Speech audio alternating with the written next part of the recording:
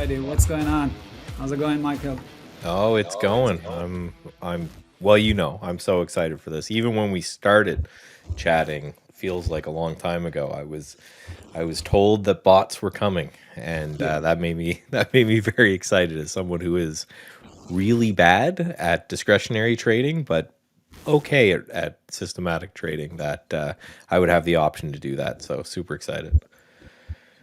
sure. I know a lot of the guys also asked us to bring the bots in, so definitely it's gonna be exciting event today. And generally, guys, we always listen to what you say on our community or social media. The idea is to give you all the tools that we can provide in order for you to succeed.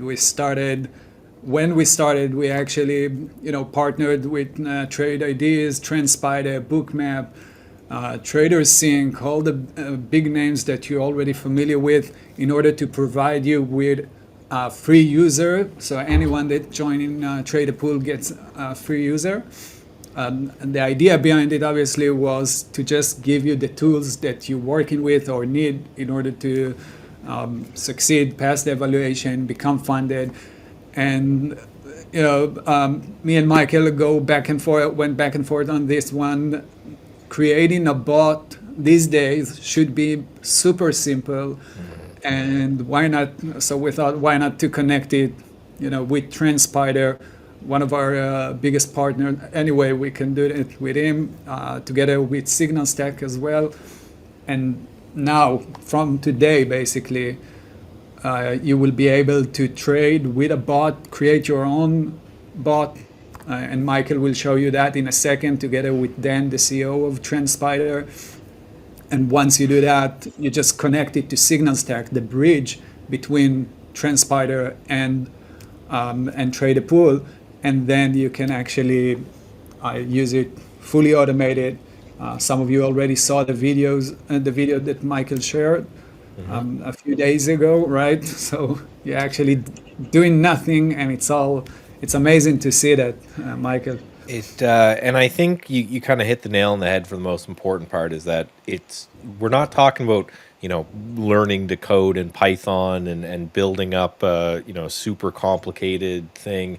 And there'll be some people who do code, and there's some cool stuff that you can do with it. But everything we're going to show today anyway is all GUI interface, which means point and click and drop down menus and things like that, where you're not going and building this thing from scratch. It's one cool thing that they've built with TrendSpider and SignalStack, that they just link together. So you're literally copying and pasting like one URL into something that you've tested, and you're off to the races. Because I know when I hear kind of resistance to people about systematically trading or trading with bots, as opposed to doing something more manual, that they instantly think, well, I'm not a coder, I don't need to program. So I'm not a Yeah. coder. I don't need to program. And between what we have with AI, but really just looking at just the GUI interface and some of the AI features built in with TrendSpider, you're off to the races with Trade the Pool like really quickly, which is something that I love. Where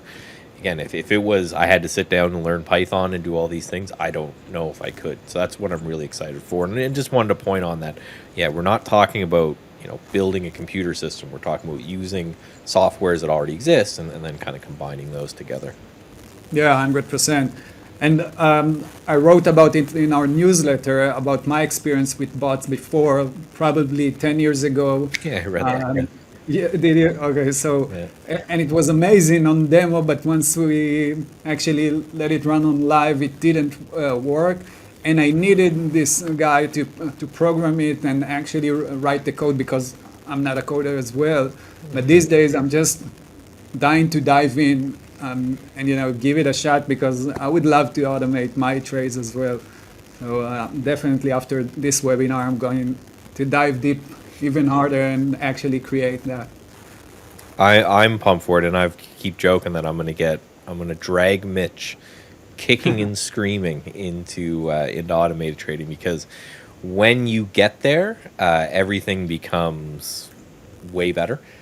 You know, it's one of those we hear all the time. If you talk to any trader about what their problems are, it's, you know, it's emotions. It's right. I FOMO into trades. I kill my winners too early. I don't stop out correctly. All of those things, and not saying that they're all 100% cured with bots, but it's Yeah. way easier. There's a detachment. I talk about this all the time on the stream, that there's a detachment from I didn't make the trade. I didn't go in and hit the buttons and fill out the orders and do all that. So it becomes a lot easier to just say, this is a trade that the robot put on, and I'm more detached to it. It put a stop loss automatically. It sized itself. It did all these things, and it will manage the trade. And by just outsourcing that, it also outsources a lot of the emotional burden and a lot of the mental capital and things like that. So, Yeah. you know, it doesn't cure, but it definitely it goes a massive way to help. 100%. And before we kick this off, we also have a giveaway for you guys. So those of you who signed up for the event basically will be inserted for a giveaway. We will do that giveaway at the end of the show today, roughly at around 2 p.m., 2:15. After Michael will show you exactly from A to Z how to build a robot, and then from TrendSpider will do his magic as well and give you all the tricks and tips on how to use TrendSpider correctly. And for those of you going to join Trade the Pool for the first time, you will be able to get SignalStack for 2 months for free, totally for free. So that's a huge gift to test your skills and build your bot and let it run. That's it, Michael. Take it away. All I'm right. excited. I'm here in the back, and we'll be back later on. Oh, those will be great. So yeah, I've got the our itinerary up, our syllabus, if you want to call it that. So Yeah. we're gonna go into building a bot. I'm gonna do that for around, you know, a half hour, 45 minutes or so, and then we're Dan's gonna come in, who's the CEO of TrendSpider. He's gonna know way more. He's probably gonna correct a lot of things that I did wrong when I did it with you guys, and then we're just gonna talk a little bit more about it. And then, like Michael just mentioned, giveaways, free stuff, right? Just for coming and learning about this. So.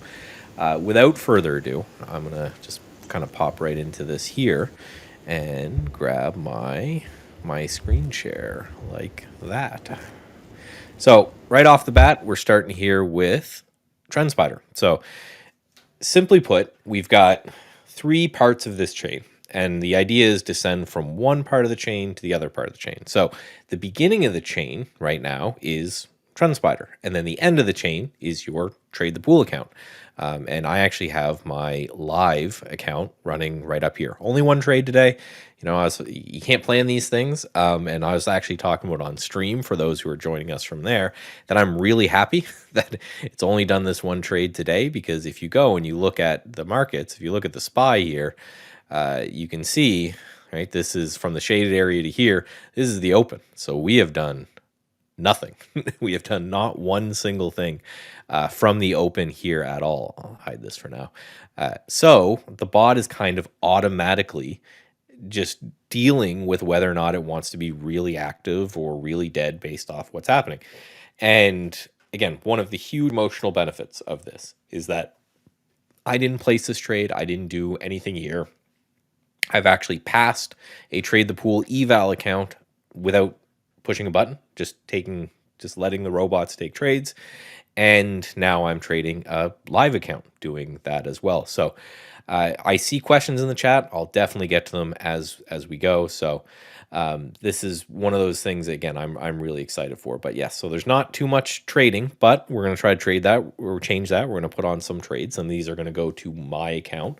We're going to talk about ways that we can potentially go through and push with these things and see if there's any more strategies we can do. I've been talking offline with Dan a bit, and he's got some strategies that he's going to share. I've got some that I'm going to share as well, and you guys can follow along with this video, and there's some cool ways to share within TrendSpider as well, and we'll talk about that. So first things first, right? We have to get our account set up. We have to get our bot so that it can know which account within Trade the Pool to send the orders to, right? Some people will have multiple accounts. You'll be switching from one of these accounts to another, hopefully when you go from an eval to a live account, if you end up passing the account. So that's really important. So step one, I'm just going to go right into SignalStack here. And we're going to go, when you go to signalstack.com, which is going to be kind of part of this, you go and you get this kind of nice dashboard here. And then with that, you can read all your webhooks and all this kind of stuff. But the most important thing you want to grab is you want to go to brokers and webhooks, and you want to connect a broker. And then if you either scroll down or use the search bar, you'll just find Trade the Pool right here. Then you just have a username and password. So I've actually brought up this account, which is just an old account that we did for a competition, just to show you guys that when you are in your Trade the Pool hub, you'll have something that looks like this for whatever account it is that you're signed up with for whatever you're doing.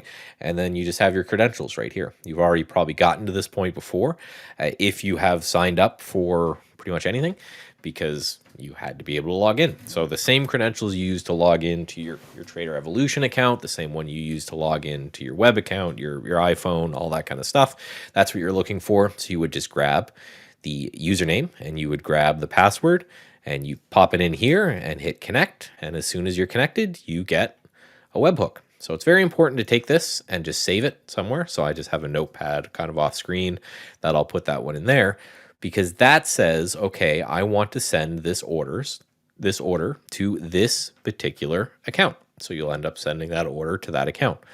So again, this is important. This is something that you should make sure you have and you have saved somewhere, because as you're building a bot, you're going to go do that. And then from there, you're good. So that's pretty much all you need to do from the Trade the Pool side of things, which is amazing. Again, we talked about how simple this is. It's not, I'm not, you don't see me with a terminal hacking a bunch of stuff and all that, because it's not what we have to do. We simply have to go through and say, hey, this is the broker. So again, if you go connect new broker, you can access all these with SignalStack, but we're here with Trade the Pool, so we're focusing here. You can take a look at all these. Sometimes some people may have personal brokers on top of their own thing. Maybe you can connect both of those together. I, for one, right, I use Interactive Brokers as my personal broker, and then Trade the Pool for my more active trading. And then once you have that and you have that saved somewhere, you're done. You're done with the SignalStack website, and you're really done with kind of the Trade the Pool page for now. Obviously, you're going to want to have access to Trader Evolution, which I'm just showing you guys here. Again, this is the one trade from today. You're going to want to have access to this, because obviously before you start really swinging for the fences and going huge, you're going to want to make sure that you're testing all of these things. You don't want to just put 1,000 share trade through. You want to probably do a 100 share trade or a 200 share trade before you really kind of swing for the fences. So now that we've gotten that, what I've promised to build for you guys, because of really some of the people that are in the chat room, right? Shout out Rando and all of that. Use opening range breakouts, and that is probably the most common trading strategy, especially for day traders out there. That is important, is that opening range breakout. You're just simply looking to take a trade. So what is an opening range breakout before we get into building it? Well, it is as it sounds, right? You take whatever range is off the open, right? Today is we have this range right here. I'll make this something that's easier to see on my dark charts like that, right? This would kind of be our opening range today. And then your idea is that you're going to take that opening range breakout. The reason that this is, I think, works so well and is something that is very common and something that's used quite a bit is because of the simplicity, and because for the SPY to get up to yesterday's high, which is right here, it would have to go through and break out of this opening range at some point. Plus, with things like backtesting and tweaking and building things, we can test whether or not our idea here makes sense and it's something that makes us money over time. And if it does, then we can go in and start to trade that thing. So right off the bat, what we're going to do is we're going to click down here on the strategy tester, because we always want to test before we build. And I have one already built, but for now we'll go through and we'll build. So I'm just going to call this ORB stream, right? So opening ORB standing for opening range break. And the idea is that we want, maybe the first 15 or 30-minute opening range to be tested, and we want to take a break of that. So you're presented here with a box. This is going to be your box for entry on this side, and this is going to be your box for exits on this side. And you're just going to go through and fill in both of these with what it is you want. We're going to talk about a bunch of different strategies. We're going to talk about it, a bunch of different ways that you can potentially do it. But again, first we want to just do a simple opening range break. So we're going to just start adding some conditions here. So I want the price, and we'll just put close, and we want it to be, I put less than, greater than an indicator. So when you get to this point where you're saying, hey, I want my price to be greater than an indicator value, you see lots and lots of indicators. So and 125 more, it says right here that you have to use search. So tons of different indicators. So it's important that before you get to this area, you are mapped out and you say, this is what I want to trade, right? This is the idea that I have. For me, I actually sometimes draw this on like a physical chart that I take and I print off, and I write it down what I want to grab. And with this indicator, right, where I'm going to use today's opening high. Right, so let's just review what this says, right? I want a 30-minute close to be greater than the first candle opening range high, right? It sounds pretty straightforward because it is, right? I want this close to be greater than the first candle's range. And then I'm just going to add some criterias for prior candles. So we'll just do price and close is less than, again, the same thing, right? So I'm saying, and I'll put a 1 here and a 1 here. So this line here just says I want the last candle to be below the prior day's high. That's it, right? So this candle high is above the opening range. The last candle's close was below the opening range or within the opening range. And we'll just do that for one more back. Price close is less than the indicator, the opening range high. And again, tons of indicators. You can build your own indicators. They use Java, but they actually have a little AI, which I'm sure Dan will talk about, that will help you with that. But we're just going really, really simple here. And that's it. That's the whole kind of bot entry. So this candle high is above the opening range where the last two candles weren't. And then we're going to add an exit condition. So there's a lot of these things. You can build a whole new script, and you can say, hey, I want it to exit when it breaks an 8 EMA, or use a VWAP or a trailing stop ATR, whatever you want to do. The world is your oyster here.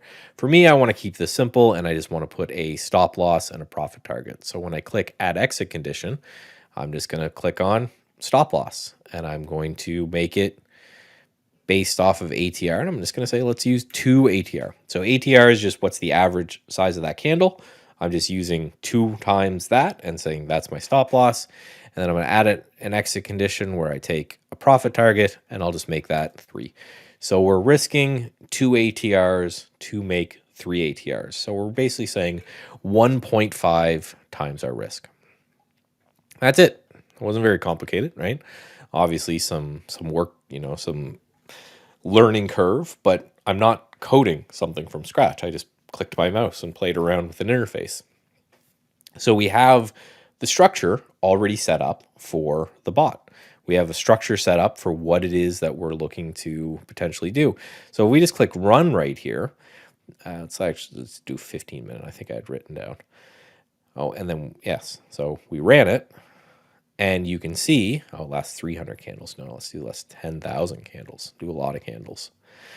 So this is going through. This is the last 10,000 candles of what would happen if we ran this ORB strategy, right? And you can see pretty okay, right? It's not amazing. It actually, the performance of this over the last 10,000 candles, 15-minute candles, is 8.5%.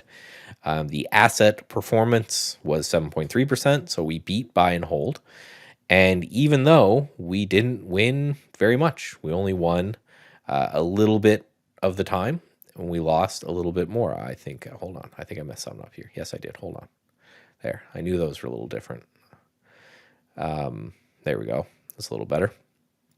So now we do even better. So we're only right 40% of the time in this strategy. However, by being right 40% of the time, we still make way more. Right? We make about 1% when we're wrong, and we lose about 0.5%. Or sorry, make 1% when we're right, lose 0.5% when we're wrong. I'll take that all day long, right? And this is one of the beauties of bot trading, in which we are okay with the lower win rates. We're okay with things like that because we're not physically taking the trades. We're just letting the system go through.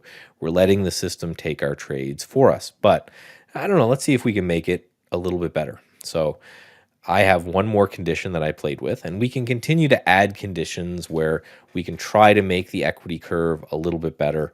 But we don't want to curve fit, which is, again, a topic for a whole nother time. So basically, try to tweak things a little bit in order for them to make sense. Everything you add, you want it to make sense, but don't go so crazy that you're making something that's right 90% of the time and makes, $10,000 when it's right and it loses $5 when it's wrong, right? Make sure you're looking at things in a level of realism. But so the one condition I added in my testing, I'm looking as this little bit of a bake off.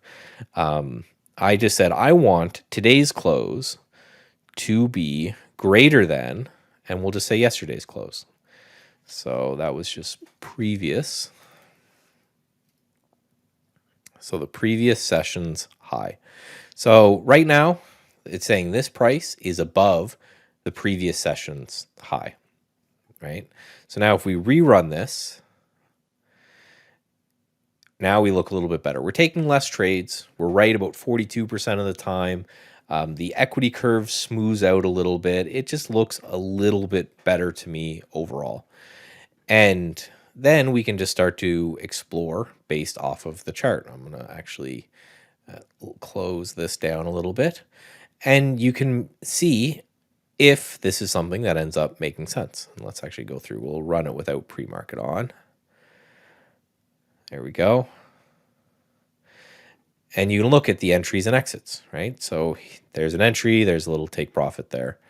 An entry here, a stop loss here. It's good to go through and manually verify these. Make sure that the bot is doing what you expect it to do, what you hope it to do, which is, in this case, exactly right. We want a break of this opening range, which happened right here on this candle, and then it took profit a little bit later. And then as we go through here, you can see another breakout here, and this one actually exited at the end of the day, which was great. So some of these things end up doing very, very well. Right? Not all of them. We have the stats right here. You're going to be wrong more often than you're right, roughly, but that's okay because you end up making money in the long run, which is more than a lot of, I would say most, discretionary traders can say. Now, let's go to the one that I built, just so that we can kind of go from there. So this is the one that I built earlier, and we'll run this one.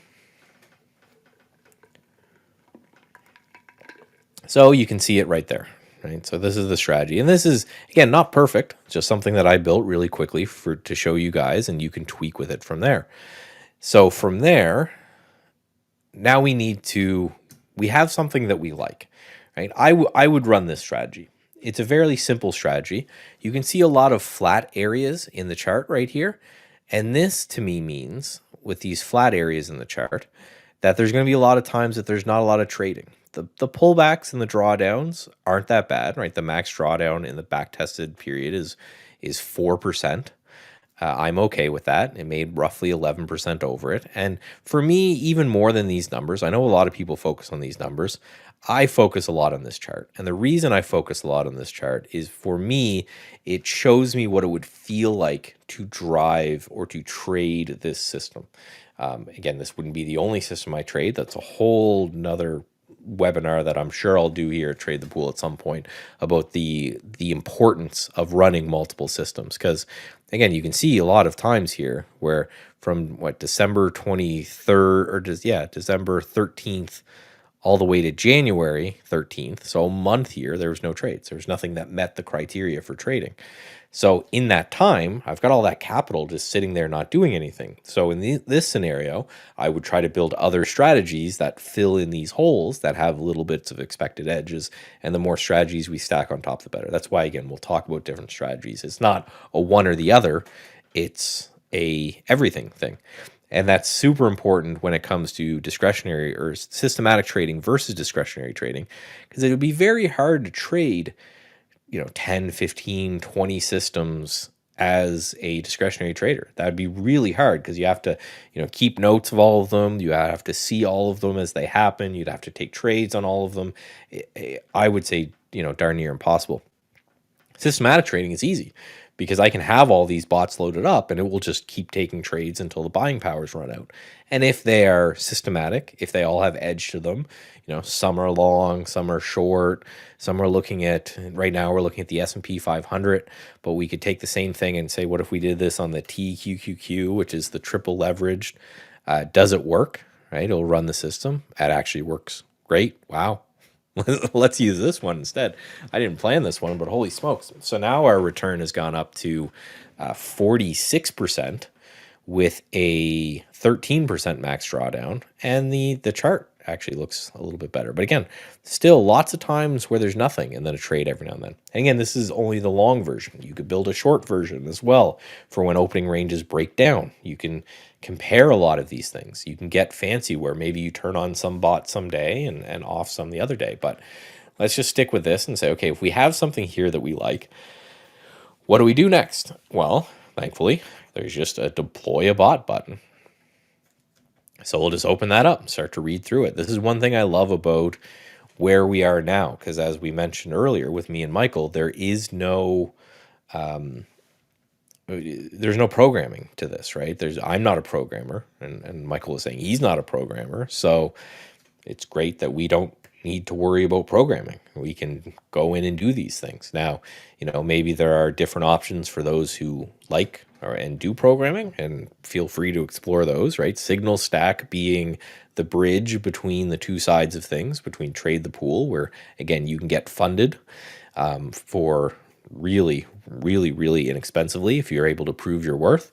And then, wherever source shoots out a webhook at the end of the day can end up doing this.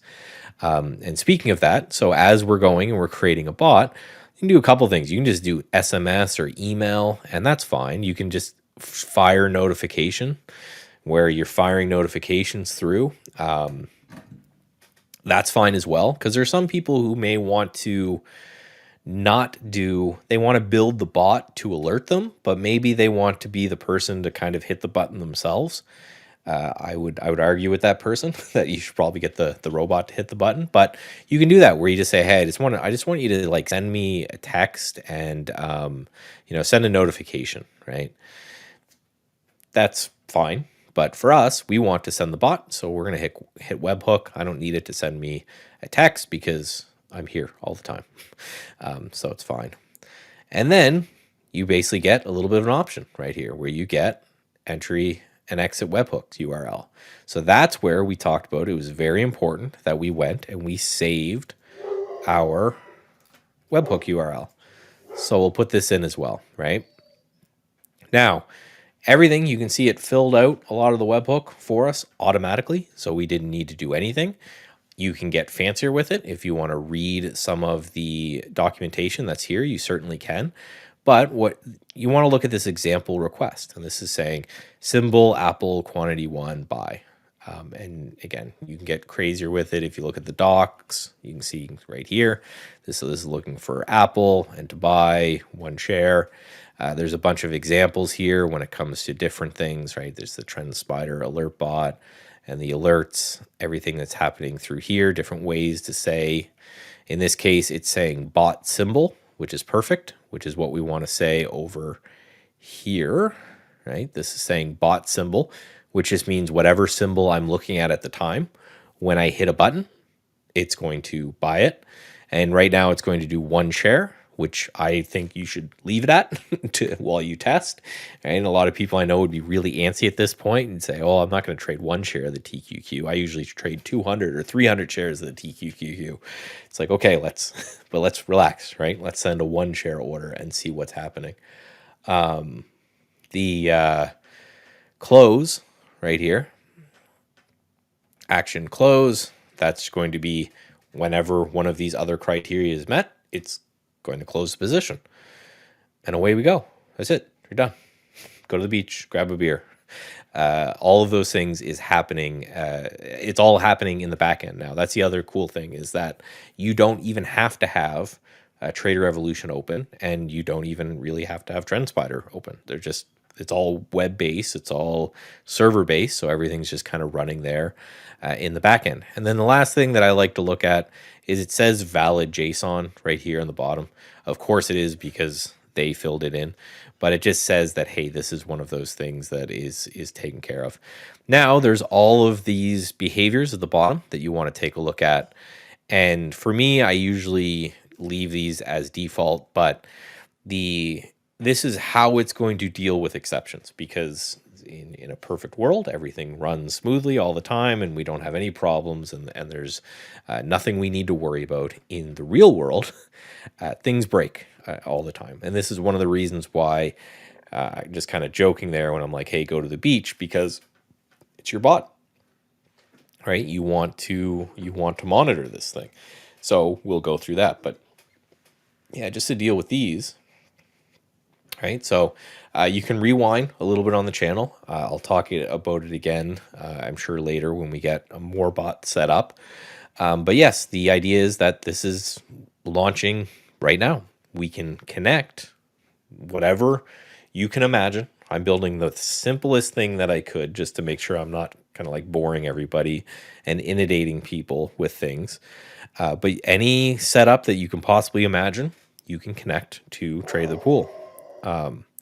Apologies for dogs. Oh, yeah, I love this, right? This is interesting.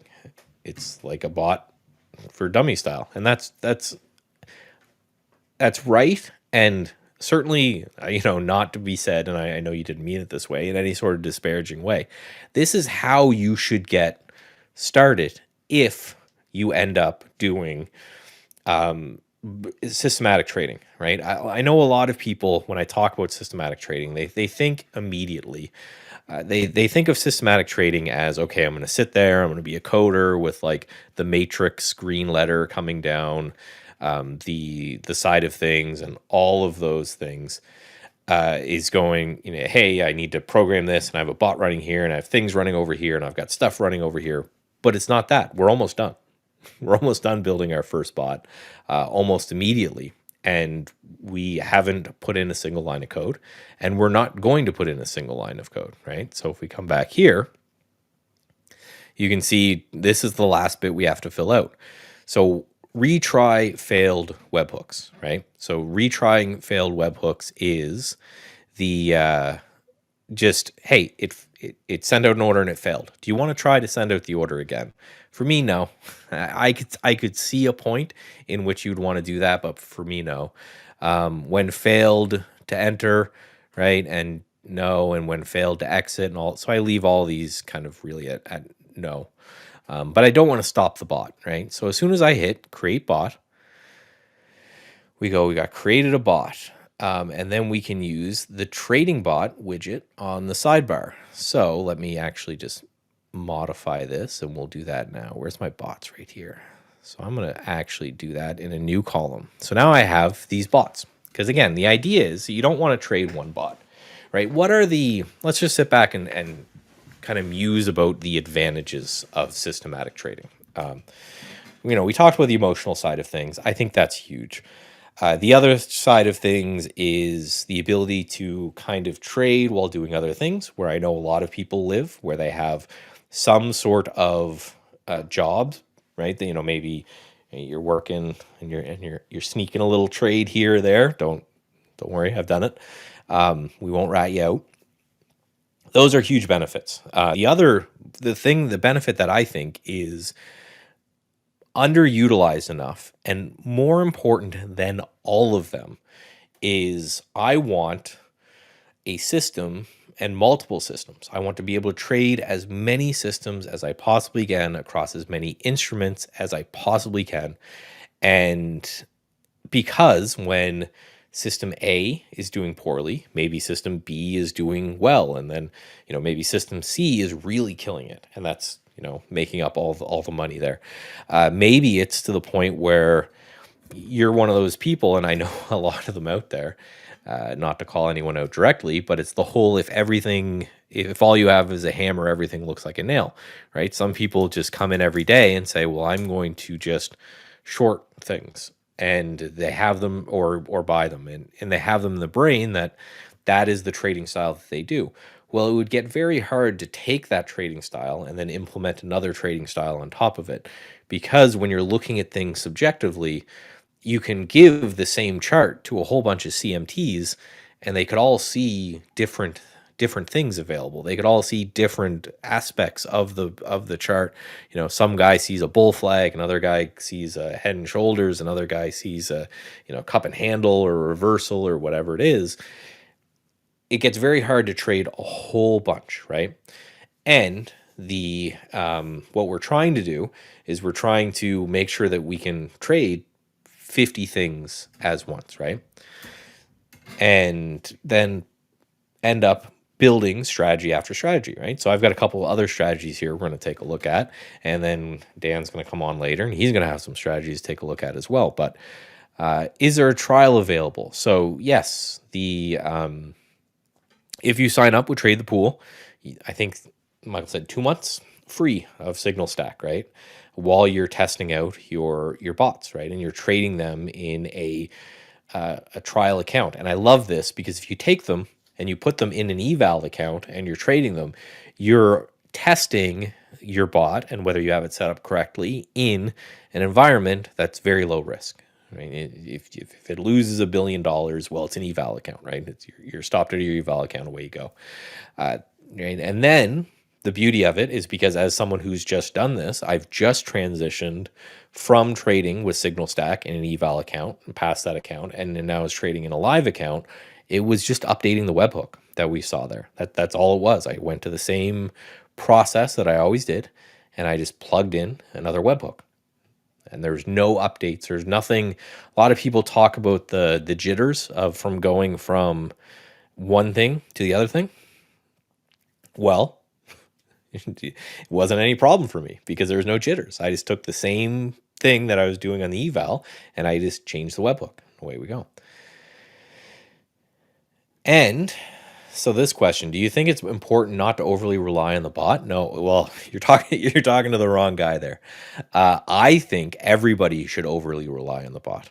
I think if you took 90% of traders and you took whatever setup that they trade and you systematize it, and even if that system was an imperfect facsimile, but very, very close. You like to do bull flags on stocks in play that day. And that person transitioned that to a systematic approach of maybe an opening range breakout of stocks in play and traded that way. I think relying on the bot would make everybody a better trader, right? So, is there a limit to the number of strategies that can be created? I will ask Dan when Dan comes on. I don't think within reason. I think it's one of those you can't put 1,000 in them. I think you could easily put 10, 15 in them and go from there. And I think that's absolutely fine. It's one of those things where, again, within reason, you're always going to break something if you go a little bit crazier.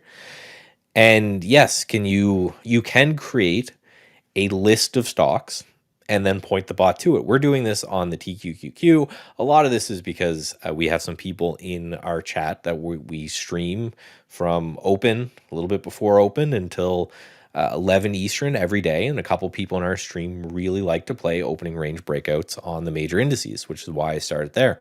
But you could create any strategy and then apply it to any kind of ticker. So if you just created a very simple scan of stocks like gapping, Simple gap up scanner by TrendSpider. I don't know what this one is, but it's pre-built. So here's, yeah, a bunch of stocks that we're gapping up today. So you could go through these and let's test them. Let's run a strategy and let's actually go to our opening range breakout and this one. And then let's run the test and see, this is First Solar. So our day in force, let's do First Solar, just because this was interesting to me. So First Solar, generally speaking, not the best to do opening range breakouts on, but there is a moment where you could say today is the day, right? I want to run it on First Solar today because solar stocks are really in play today. Solar stocks are really moving today. So I don't even really care about the back test because I'm thinking that if we do an opening range breakout on First Solar today, that because it's in play, that I think it's going to work, and you can just apply a bot to it. And then at the end of the day, you could just come through and just delete the bot at the end of the day and just create this different list. This is how I trade personally. I have systems in which I have backtested in my own backtester going back 25 years. I'm currently running 6 day trading systems. Every morning, they produce a series of symbols. I take those symbols, I build a bot around them, they trade them throughout the day. At the end of the day, I delete them. There's a new group of symbols the next day. So yes, very much, you don't need to do just the TQQQ or the SPY or the SPXL or any of those things. But you can, right, for people who like to trade those, right? Here's the XPXL result trading this opening range breakout. So yeah, so once you're done here, you can go about your day.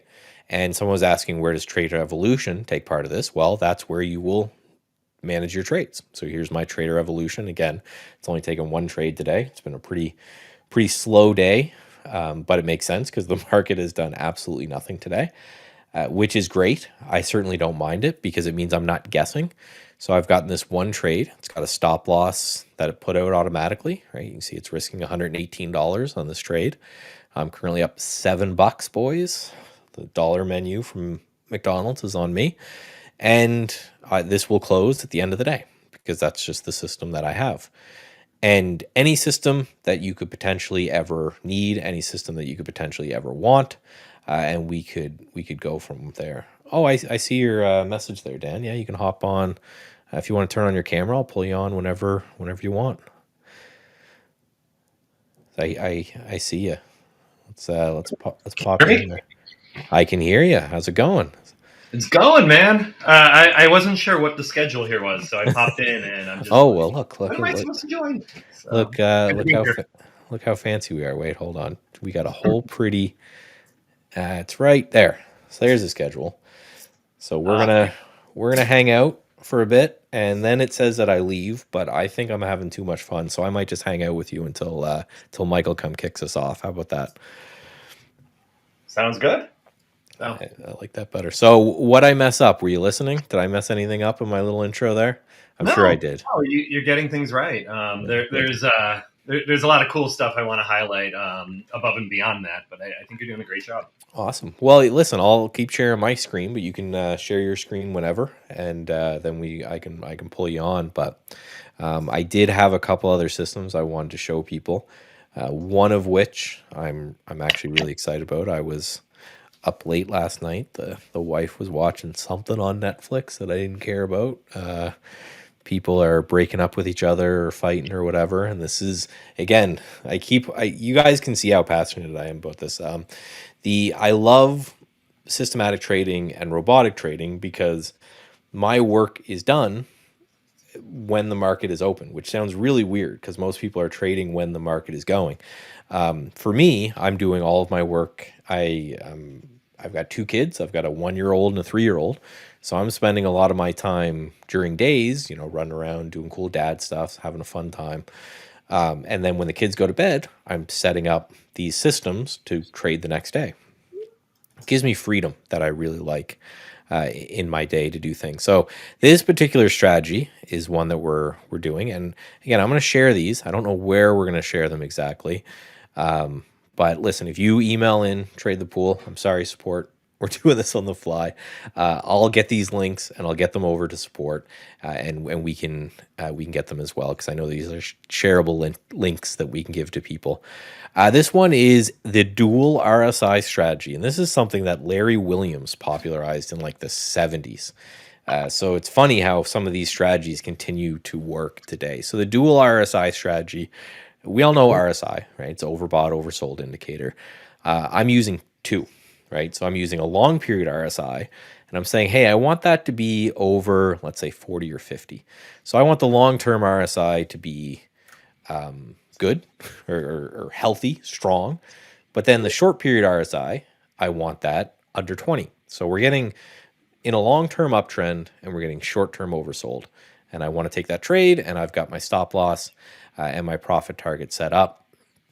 I did this on the SPY. No, I think these are supposed to be these, maybe. And we'll run that. Yeah, not the greatest strategy in the world, but something I think will work on stocks that are very, very strong. And this is something that I want to watch on names like, here's the SPY. Again, you can see there's the equity curve.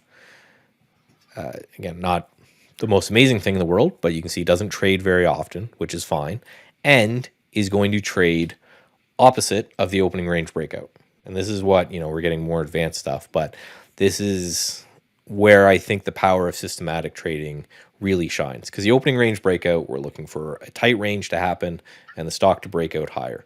This one, we're looking for a stock in an overall uptrend, but is making sharp, pronounced pullbacks, and we're buying those. So you can see how those two things would be pretty equal and offsetting. You're not going to have both an opening range breakout and a pullback, right? But over time, drifts higher, pullbacks, like a lot of choppy action, but every now and then it will hit a low, and away it goes, right? It does well with a 13% growth and a 9% drawdown. So that's what we want to see. So that's one that I really, really like as a bit of a pullback one. So let's actually deploy that bot, and we're going to do webhook. I'm going to go over here and grab my webhook. I'm going to put that in as well, right? 1 share for now, and then create a bot. Now I have 2. You see how quickly that works, right? So now I'm trading the Qs and I'm trading the SPY on a 30-minute chart. And then the last one that I highlighted that I wanted to look at is the MACD. And believe me, there's a reason for these 3 in a second, right? Right, so we run this one, and this was on the 30-minute chart right here. Yeah. Move this out of the way. So again, this is the idea as well, where this is just a simple MACD. And again, you can always add these indicators if you want to see them, which is probably something that you should do, where you want to take a look at the actual MACD. But the MACD is a moving average crossover, right? So you're getting a moving average crossover where one moving average is crossing over the other, and it's doing so only when you're in a bullish regime, right? So you're over the 200 EMA, and that's pointed higher. And then you exit when the MACD crosses back down. And you have, right, a couple down ticks, but overall it does okay as well. So why these particular 3 ideas? And again, we just go in, we create a bot, we do our webhook, and then we hit create bot. So why did I pick these 3? Why did I pick an opening range breakout, this RSI strategy, which is a pullback strategy, and the MACD? Well, they fit 3 boxes, which for me, I think is, if you're going to explore building bots, these are the 3 boxes you should try to tick. One is an opening range breakout is a momentum strategy. You're looking for something to break and continue, hopefully relatively quickly, and then you exit at a profit target a little bit later. One is a pullback strategy. You're looking for something in an uptrend to pull back, and then you're looking to get a bounce out of that a little bit later. You could call that mean reversion as well, but you're looking for it to, push higher, to be in an uptrend for mean reversion. The third, a MACD, is a simple trend following system. Right? You're looking for an uptrend to continue and to stick with that uptrend for as long as you can before it reverses back down. And by having these 3 systems going, you're generally always going to be exploiting some type of edge over the long run in 3 different markets, in 3 different systems. Because you could see that that pullback system probably works really, really well in choppier markets where you're getting sharp pullbacks and you're buying them. The opening range breakout is probably going to work really well in very momentum or news driven market cycles. And then your trend following is going to do okay when the markets are just kind of drifting in your direction one way or another. So again, by keeping these systems separate and having them trade at separate times, even though we're all doing it pretty much on the same instrument, how we end up doing this ends up making a lot of sense in order to trade different systems. So is that how you bucket your systems, Dan, or do you have a different way to try to take a look at them? What do you mean by bucket? Well, like, I try to take a look at it and say, is this mean reversion? Is this momentum? Is this trend following? Because I don't want to have too many systems in the same bucket. I get kind of uncomfortable if I have, 5 systems that even if I run the back tests and they're all good, that they will be all good at the same time or all bad at the same time. So I try to, separate them out. So I primarily only run one strategy, right? Automated. So I'm not bucketing it too much because there's only one of them. But if you're running multiple, I definitely think it is wise that you not have too many, because it's difficult enough to understand and manage the internals of a single strategy.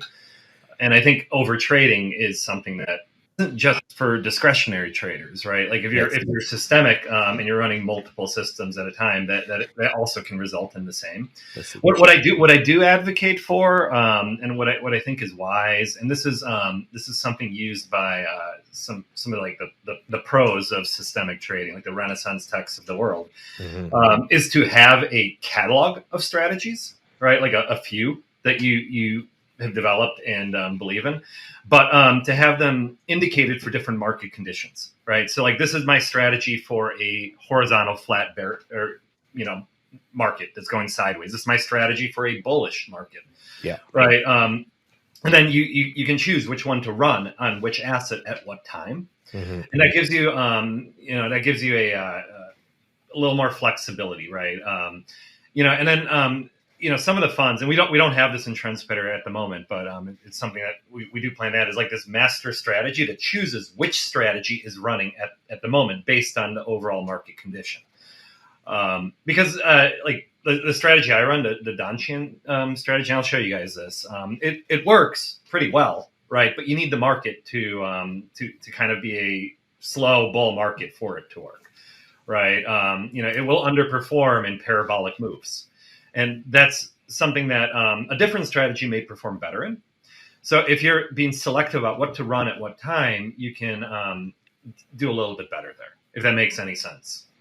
Listen, we are kindred spirits. So the first thing I love, and this is something that I get kind of reamed on sometimes by my co-host Mitch, is when I say exactly what you said about over trading is just for you discretionary nerds. And it's one of those things that a lot of people just say, like, the whole thing that, you can see the Great Wall of China from space. It's like something some guy said at one point and then just gets continued. And the same thing, if you're systematic, over trading is a good thing, because it means that you have systems that have slight edges in them that you're exploiting as much as you possibly can, especially with trading fees as low as they are. Now, where overtrading becomes problematic is when you are discretionary, because every time you make a decision, that decision kind of weighs on you mentally. There's all these studies about, if you keep making decisions too much throughout the day, it ends up like burning you out. And, so I love that part, is that, yes, you should have your bot. Now we're not building like HFT systems, or we're not competing against Citadel or anything like that, but we should be trading kind of as often as our bot says that there is a reason to take a trade on them. And then, yes, there's lots of places that a person can add discretion, because I think there's a hard time for a lot of people have letting go. and that's a big thing in systematic or bot trading is you kind of, I always equate it to the first time I got in a self-driving car where I was terrified, right? Just like this thing is just Really? going, oh, I it was killed blown me. away. I was completely blown away by Terrified. it. I All don't, the fear went out the window, and I was like, this is the coolest thing ever. I have one that's it just does like the lane keep and the follow distance, and I still get terrified at and that's like the most rudimentary style. But eventually, like you were saying, you end up getting comfortable with it. But there's still times where people want to kind of put themselves in as part of the decision maker, and I think that's fine. And I think one of the places to do it is the place that you talked about is that, hey, are we in a range bound day or are we in a trending day? And the live stream where we were live trading before we started the event, we looked at it and we said there's absolutely no economic numbers today. Nothing has happened really over the weekend. We have a whole bunch of economic numbers later in the week. Thursday. It's probably gonna be a choppy day. So that could be a place where you, as a systematic trader, could decide what bots to turn on and off. Maybe today would have been a good day to turn on like a mean reverting system or a pullback system or something like that. And then to shut off the opening range break system probably wasn't the day. Now, tomorrow we've got like jolts, job numbers, and things like that. Maybe a better day for some sort of trend following type system.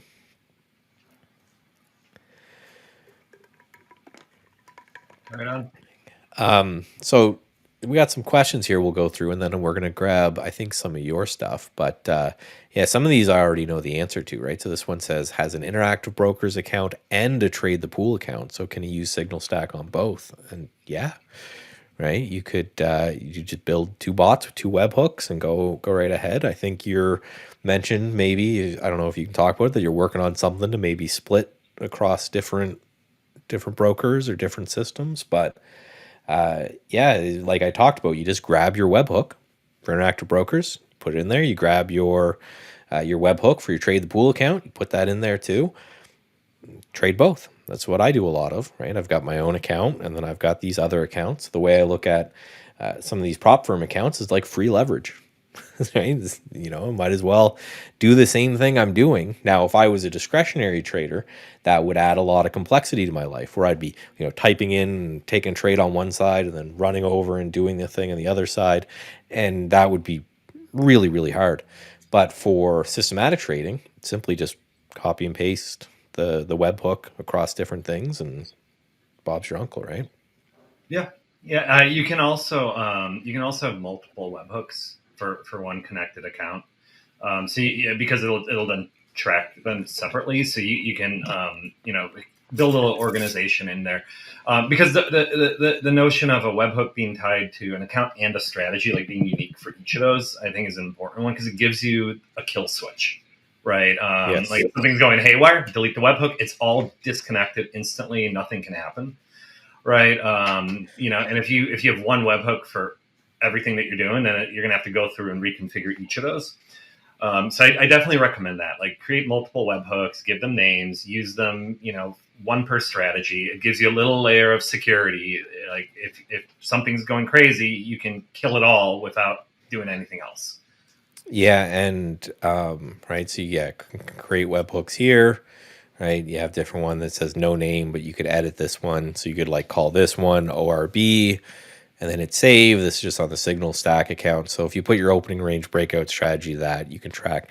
One thing that I really like this for is not even just the kill switch, but as somebody who like religiously journals things, as opposed to at the end of the day, I could take 20, 30, 40 trades easily in a day. And at the journaling at the end of the day becomes much harder to say this one came from the opening range break, this one. So it's, it's probably, you'll love the Q4 update to SignalStack. It's gonna get some automated journaling capabilities, right? Not just for trades placed through it, right? But because SignalStack connects to brokerage accounts, it has access to the trade history, the position list, cash balances, right?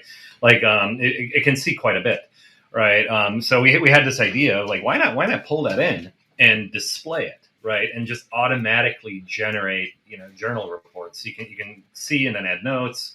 One of the challenges is the brokers don't always give you the timestamps of trades, but that can be reconstructed by like trade ID numbers because the sequencing is important. But I'm pretty pumped about that because I think journaling is really important. I'm not as religious about it as you are. I know I should be. You should be. I know. It's so hard though. Journaling, I always make the joke that it's like flossing, right? You go in, your dentist goes, Not good at that either. Yeah, your dentist goes, "Did you floss?" You're like, "I know," and you can save the rant. I know I should, but I don't. And for those right who are new to this, when me and Dan are talking about journaling with systematic trading, we're not talking about, this is how I feel today, and my wife was mean to me, and right, my kid kicked me in the shin, or whatever. We're talking about this was my entry, this was my exit, this is the strategy that this particular one came from, because there's a couple things you have to do. One, you have to reconcile that back to the system, and if your system says you should have entered the stock at $10 and by the time you got in it was at 11, you need to take a look at things like, well, is it was it too spready, was it too low volume, was there lag? There's a lot of things you have to do, but also you're building up your own back test of trades, right? And you can go through, and I can actually show you what I use right now, and this isn't my personal account, but this is my Trade the Pool account. And does that work? Yeah. So right here is what I track with TraderView. And you see it records things like, what days you do well, what days you do poorly. But the thing that I'm looking at is these are all the different tags that I've given my different strategies, and which ones are making me money and which ones are losing me money at any given time. So yeah, the fact that you can go through SignalStack and I can call this webhook MACD cross and this one opening range break, all of these different names, I can go through and I can go and apply those to different strategies so that when I'm building the bot, which I have right here, I could change this one, I could edit this one and just put in my opening range break webhook, or I could do all of these different things just to make sure that I am tracking these things appropriately, so I know which strategy is making me money, which strategy is losing me money, and then learn from that as well, because you're learning from your own data and then you're putting your data back into your bot. So yes, if you are going to do something to make my life easier, that's great, because it probably takes me 10-15 minutes a night to do the journal, and saving that time I'd love it. I get that time back. And yes, so yes, if you buy an eval for Trade the Pool, SignalStack, Dan here, nicely enough, is going to give 2 months free of Trade the Pool while you get started, and you can use it. So I passed this evaluation. I can go to it right here, but I passed this evaluation right here. There's going to be a lot of these blown up because, as I mentioned, I'm an awful systematic or discretionary trader, but I'm an okay systematic trader. So I passed this account right here without hitting a button. All of these are purely systematic, sent from TrendSpider to SignalStack and then to Trade the Pool right through here. So yes, I used it during the eval, and I passed this eval again without hitting a single button. So you absolutely can do that. And yeah, I'm excited to do it. And then a lot of questions too on lists, Dan. So do you want to kind of tell us a little bit about adding lists to the bot and whether or not how you can add kind of multiple symbols at once? Yeah, so bot runs on one symbol at a time. Right. But there are some cool things. You want me to share my screen and Yeah, jump? yeah, we've got your own. How do I do that in here? There should be a little, like right under the main window you see us, there's a little up button, up arrow there. Got it. Okay, is this working? Mm-hmm. So okay, if I click, see your screen. Should we see both, or how does? If I do that, boom! Look at that. There we Look go. at that. All right, awesome. Thank you. Yep. Is this overlay, this question that's floating over it? Is there any way to get rid of it because it's covering up a lot of the screen? I don't know what you see, but no one else sees it. Yeah. Okay. All right. Somebody asked a question or something, so it just was overlaid. Oh, I think you may have hit something on there to do it, but all I see is the two of us and your screen, awesome. So we're good. Okay. Well, Michael asked me to show one of my strategies, so I will show you this one. This is a very simple strategy. It's inspired by the book Turtle Trader's old book. old trading book. Amazing. It is If a you're not, fantastic. stop and read about it. It's a great story. It's a great book. And I met Jerry Parker at an event, and he is running a multi-billion-dollar hedge fund and still trading he was one of the original turtle traders, and he's still trading the same strategy with a couple tweaks like 50 years later. It's crazy. It's a great strategy. Very simple. I like that about it a lot. I think oftentimes us traders try to get too fancy, and that kind of screws us up, right? So all this does, it takes two Danshin channels on the 30-minute time frame. Typically, it should be on the 30-minute time frame. One of them is a 3-period fast Danshin channel. Danshin channels are like range bars that kind of adjust on a rolling basis. Yeah. Right. And then it takes a 13-period. There's 13 30-minute candles in a trading session, right, for a U.S. equity, a 6.5-hour trading session. So, and then the idea is you go long when the bottom of the fast one is above the bottom of the slow one, and the top of the fast one is equal to the top of the slow one. It's a very, and then you set for your exit. Right. So like you would go long somewhere where the top two lines connect and the bottom ones are now disconnected. And you'd exit when the bottom two lines are connected and the top one is now disconnected. It's very, very, very simple. The strategy I've tested extensively on leverage ETFs. Right. So I built this on TQQQ and SPXL. I know you're just talking about those two. I love those ETFs. They are fantastic for trading. Most of my investing is more longer term, but if I'm trading something leveraged because it's going to move faster and it's going to give me an outsized return and also an outside loss if I'm wrong, right? But less buying power requirements too, right? That's what I always talk about. Is that if you have a $20,000 account and you're planning on putting all 20,000 into a trade. Well, if you're using a leverage ETF, even if it's just a 2x leverage ETF, well, now you put $10,000 the account in, and your risk is the same, but now you have 10,000 more buying power that you apply to another strategy or another idea that you have, right? Absolutely. So, what I want to highlight here, a few things. I'm going to go through a couple of really cool things here. First, one of the best things about the strategy tester is how it quickly allows you to iterate, right? So you can tweak something, see what happens without risking anything. So like I can delete this stop loss here, right? And rerun it again. We were returning 193.1 versus 232, right? I'm going to run the strategy again without the stop loss, and we can see how that affects its performance. And it actually did not hurt it too bad. It actually made it a little better. But the beauty of this is it's meant to help guide you as you do that. And there's a few different ways that works. The first one, I didn't see you highlight this one, but I want to do this, is this top left chart, right? It's labeled Price Behavior Explorer. This is proprietary to TrendSpider. You won't find this in any other platform, not even Bloomberg, things like that. It's something that our CTO dreamt up, I think, in the shower one day, right? And that's where the best ideas are from, anyway. Yeah, and he was up to like 5 a.m. building it that day. But what's really neat about this is it lets you see what your entire strategy all mushed together looks like, right? So there were 273 positions in the strategy over 5.7 years, right? That's 10,000 candles, right? And they returned a mean of 0.51%, right? And the green clouds here, let me clean this up a little bit, actually. So let me clean this up.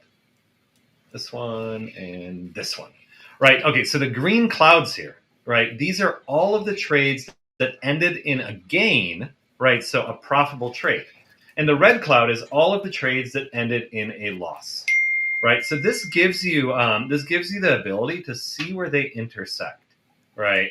And going for all of them is a little tough, right? Because like there are outliers and weird things that happen. So we have this option to do 96th percentile instead, right? But it's the same exact thing, right? This is just a 96th percentile of trades, right? Instead of 100%, right? But you can look at this and say, okay, right?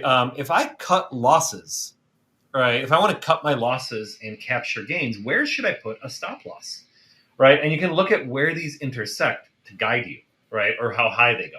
For example, right here, you can see that losing trades tend to dip more than winning trades, right? Winning trades dip about 3.7%. Losing trades will dip down to almost 8%. Right.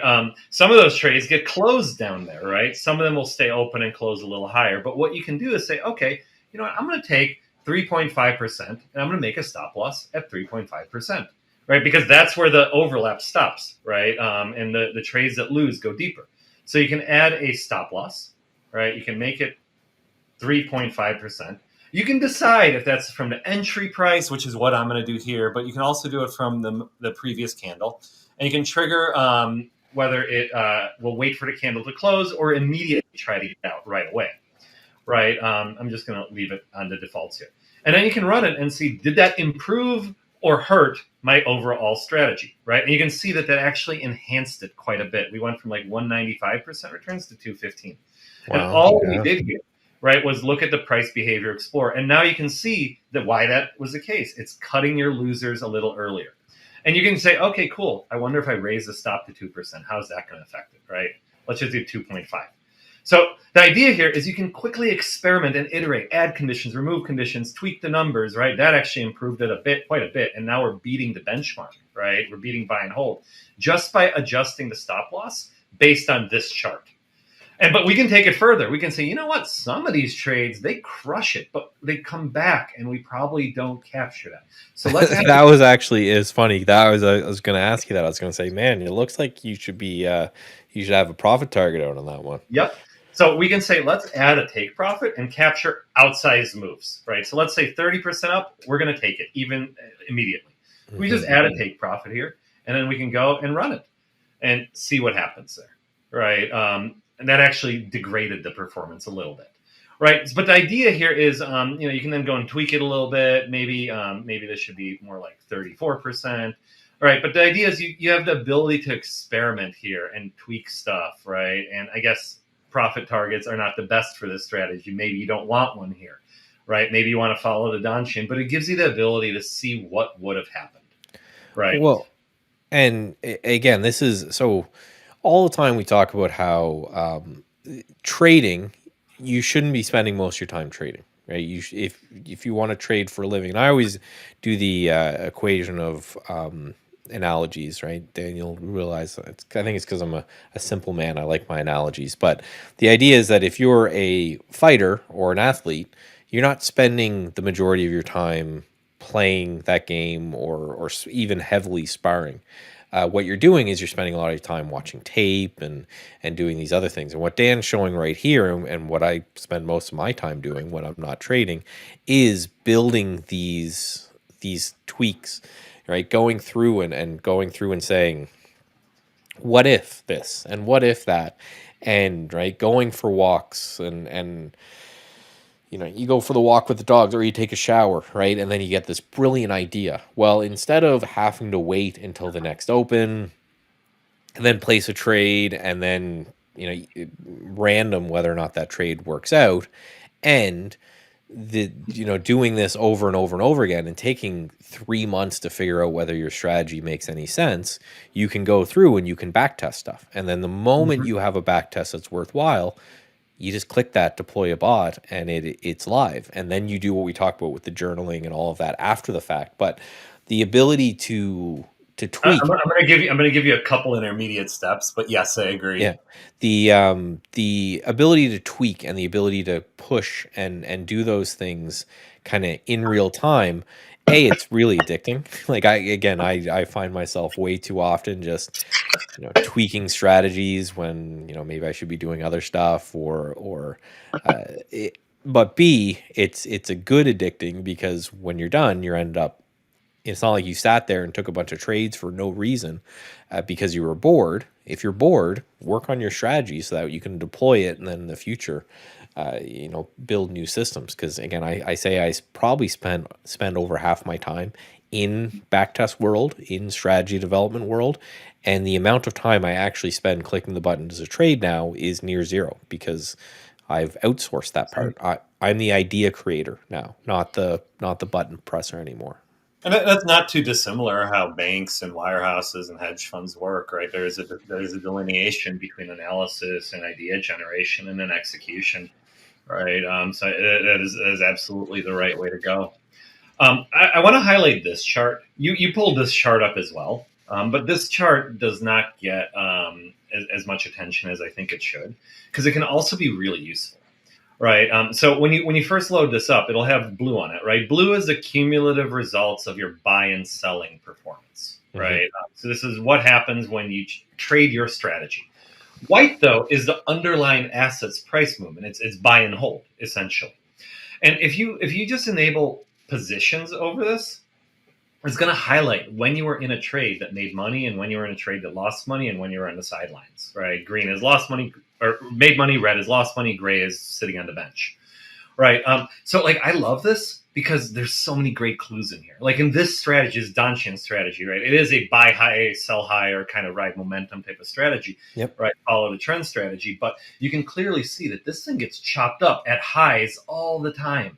Right, like it got chopped up here, it got chopped up here, it got chopped up here. Right, it gets chopped up at the highs all the time. It's always buying the peak, right? So, like if you look at this and notice something like that, you might want to go back here and say, you know what, I'm going to add a condition, right? I'm going to add a simple condition where the indicator RSI, right? That's where I was going to go to. Yeah, less than a constant value of like 80. Right, let's just not buy when RSI is over 80, right? Run it again and see what happens, right? We were at 219 here. Does that help us? Yep. Boom, 260, right? And if you look at this now, you're going to see a lot less of that on top. So you're still going to see it. Maybe you want to tweak it so it's a little lower, but you're, once again, overcoming the benchmark of buy and hold.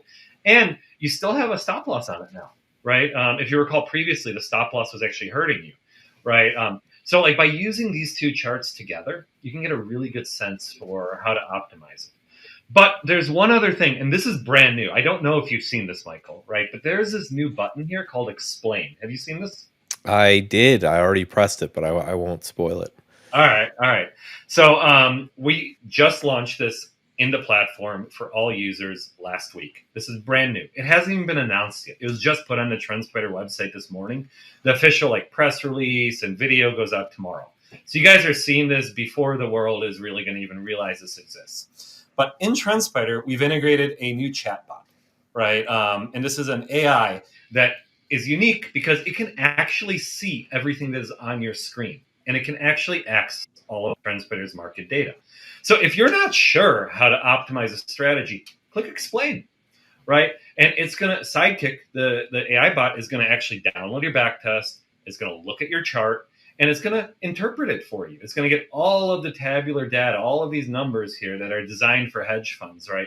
It's going to read them all. It's going to look at your chart. It's going to look at the tables in the backtester, and it's going to actually help you understand it. And by the way, with this, if you hit tilde, you can hide and minimize it, but it'll give you a nice analysis of it. And you can ask it stuff. I'm in my favorite personality. I'm in Karen, who's going to yell at me, but you can say, suggest a few improvements, right? And it's going to look at it and try to suggest a few improvements. So it's a very powerful thing if you're not a developer and if you're not if you're newer to trading or you don't know all the indicators, maybe you just don't know that, hey, I'm buying tops, I should use momentum to filter those out, right? Sidekick can help you come up with that. Right, and it's gonna analyze everything. It'll generate nice charts for you and kind of help you along. Right, and it's not just this. You can also say look at my chart and tell me what you think it will do, or whatever, or just what you think. Right, and it can actually look at your chart. Right, and that's something that no other chatbot in the world can do. Because it can see your drawings. It can see your backtest entry and exit markers and your indicators and your volume profile, right? It has the ability to literally sit in your chair, sit over your shoulder, and look at everything you're doing. So I think Sidekick's really, really cool, and it's something that people should definitely experiment with because it can be like an assistant for you, an analyst. It's just on demand, doing what you want, right? Helping you think through things. I use the living crap out of this. I mean, you can see my log here, right? I've had a million chats with this thing. It's my new best friend, right? And I think everybody should see this. And the best thing is, it's expensive to run. Every message you send Sidekick costs TrendSpider 50 cents. But we give people 10 of them for free. You can buy extras if you want them, right? But it's always there to be your sidekick, so to speak. That's actually why we named it that. I spent so much time on that name. And yeah, I love that because I'm not a programmer, right? It's me and Michael, the CEO of TrendSpider, or sorry, Trade the Pool, was talking about that earlier. That this kind of tools is what we can end up doing in order to take trades like this, and in order to end up building systems that make us better traders overall. Is we can go in and we can use AIs, and we can use systems like yours, which are more GUI interfaces, as opposed to having to sit there and like code out kind of a Python bot and Yeah. going from there. It's I absolutely love actually that. what So That's actually what got me to build TrendSpider in the first place. Like 10 years ago, I was trying to build an automated trading bot, and we were writing it in C# on a platform called Quant Connect.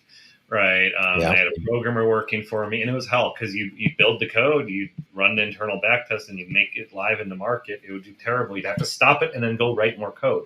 And there was this like long delay between realizing it doesn't work and being able to try again.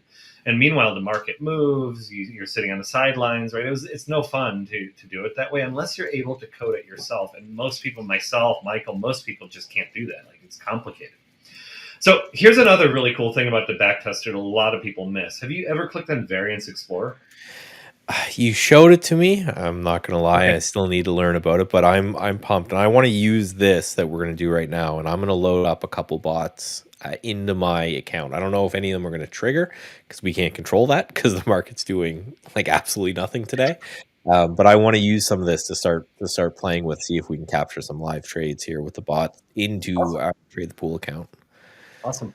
So the Variance Explorer lets you take a strategy, the one we were looking at, that Donchian strategy, with all the tweaks we added to it, right? The stop losses and whatever.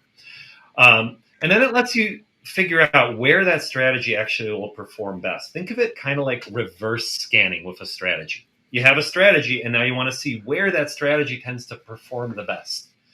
So what you do, first you select a strategy. If you open it from the backtester, it'll auto-select the one you're on. Then you can pick time frames, right? So if you're a shorter term trader, maybe you pick a few intraday time frames. Maybe we're going to do 30 minutes and 65 minutes, right? Because those both have an even number of candles in a trading day. I'm kind of a weird OCD guy about this. It's very Brian Shannon of you, the 65-minute candle. I know I he's learned that from him, yes. and I'm incredibly grateful to him for highlighting that for me. He's the reason why it's in TrendSpider. Yeah. I saw him present that concept, and it instantly, like, it was like one Yeah, of the moments, right? Why me am I too. using I'm like, yeah, why hourly charts when it's it's just it's one of those things that you when someone explains it to you, you just like go duh. Like Yeah. I should have figured that out myself. So it's actually the lowest time frame I'll ever make a decision from, right? Like, I won't make any Yeah. decision anything under 65 minutes. Typically I'm like weekly and up, weekly, monthly type of guy. I sit in things for long periods of time. Hmm. But if I'm trying to time an entry, 65 minute I find to be quite useful. 30 minutes for bots, right? But both because they're equal number of candles throughout a day, half candles. Yeah. Anyways, you select your time frames. You can select a depth, right, or a set of date ranges, right, and then you can select a list of symbols. I've got a few other leverage ETFs in here already, but you can actually load a watch list of your own if you want. You can add symbols. I can add SPY or something here, and then you click Run. And what it's going to do, it's going to take all of these symbols and all of these time frames and combine them into as many permutations as required, right? And then it's going to show you the performance of this strategy across those permutations. So what you can see is this particular strategy seems to perform best on ERX on the 65-minute time frame. It still does not seem to beat buy and hold, right? We can add a few more here, right? Let's add SPXL, let's add TQQQ, see how it does with those, rerun it, right? But the idea here is, instead of trying to like fit a strategy to a symbol, you can take a strategy and find which symbol fits that strategy, right, in reverse. And that gives you a lot of power, right? Because your strategy might work great on Apple, right? But when you then test it on NVIDIA, it might work better, Yeah. right? Better consistency, right? And it gives you all of the tabular data. You'll notice that this is ERX 65 minutes. There's another ERX 30 minute right here, right? There's FAST, which is a financial industry leverage ETF, right? Hmm. Two different time frames. And then at the bottom, right? You have the ability to generate your own scatter plots, so you can get a sense for all the relationships between them, like how they tend to relate with one another. But you can actually define your axes, your bubble sizes, right? You can define anything that you want here. So the idea here is, before you launch a bot, right, once you've gotten a strategy that works, test it on a list of symbols, run it against your watch list, try to identify what symbol or what combination of symbols and time frames that tends to work best on. This strategy is designed for 35 minutes, but I'm kind of curious if it works intraday, if it works longer periods, more. Just add the time frames and just run it, right? And like, nail 90-minute here. This is kind of crazy, right? Like, okay, so it's going to perform like 100,000 times better. Let's look at it, right? Close that, go to nail, and when you switch symbols in TrendSpider, it's going to automatically retabulate. Wow, that's actually wild. It's going to retabulate that, right? That's actually a crazy find we just found here. I'm going to have to save this one. And it's funny. I always talk about how when you become a bot trader, you become systematic, you become a little bit more like a scientist, where like I saw that in your eyes, and I know what that leads to is you're like, wow, I may have discovered something here, and that opens up a whole pathway. Like, a lot of people think robot trading is just you set up your robots and then you go to the beach and whatever, but constantly exploring and iterating and building new things. And then when you get a moment like that really kind of interests you, then now you're diving deep. Now it's like, okay, write off the next 3 hours of my day, because I'm going to go through and I'm going to try to make sure I discovered something, do some robustness testing and all of that. And then you may have another system to apply on top of what it is that you're doing right now. Definitely. So that's a wild find, but I'm really happy that happened, because it kind of highlights how you can discover things, and even if you have a good idea, you can find a way to make that idea better. And I've always believed that bot trading, like any kind of systemic trading, right? But you have to break it down into kind of 3 different categories, 3 different steps, if you will. And the first one of those is, obviously strategy development, right?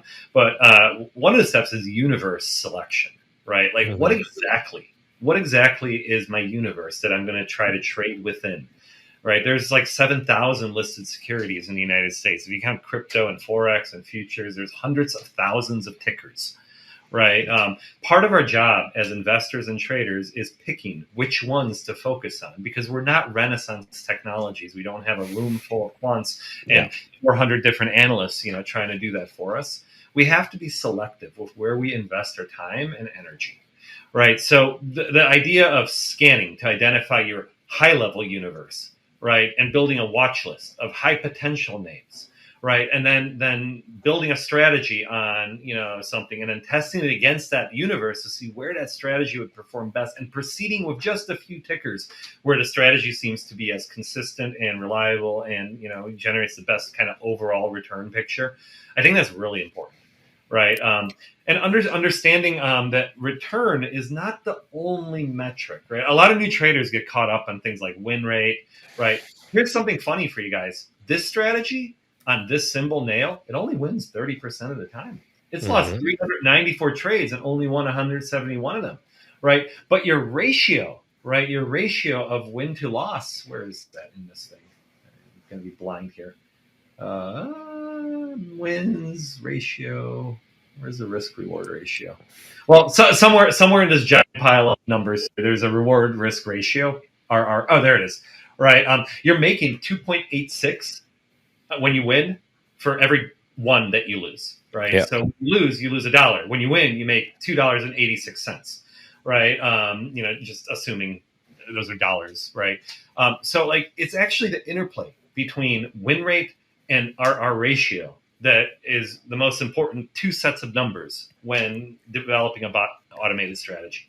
Right? Well, and for me, I go one further than that, where, and I know this is really weird of me as kind of the resident quant to say, but I don't look too closely at the numbers, right? I do a lot of this, where I want to just really enlarge that equity chart. And the reason for that is that this gives me the best feeling on how it would potentially be to trade this strategy, because I know a lot of people do this when they get into systematic trading, that they end up being they really focus, like you mentioned, on the numbers, and they say, okay, well, this strategy made 500%. That'll be great.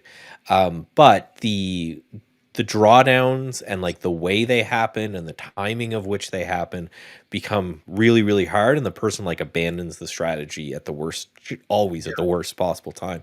So Even I like this because then I can look at it, and then when, say for example, we talked about this strategy, this opening range breakout strategy, and that there was a month plus periods where it didn't trade.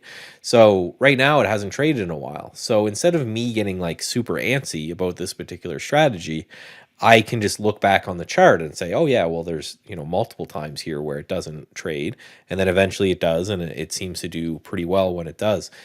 So I spend a lot of time just staring directly at the equity curve because I want to, for lack of a better term, get drilled into me how it would feel to trade this and whether or not it's something that I could withstand. Because I guarantee you that there's some strategies out there that make really good money that you would not be able to kind of stomach throughout. Like, take your 30%. Sorry, go your ahead. drawdown here is 65%, right? Yeah. If you're running this strategy, you will be really red some days, some weeks, some months. It's going to hurt, right? And that's actually in my view. I mean, you're touching on one of the most important concepts in this, and that's follow the strategy. Yeah. Right. Your job is not to interfere with it; it's to design it and let it run. Right.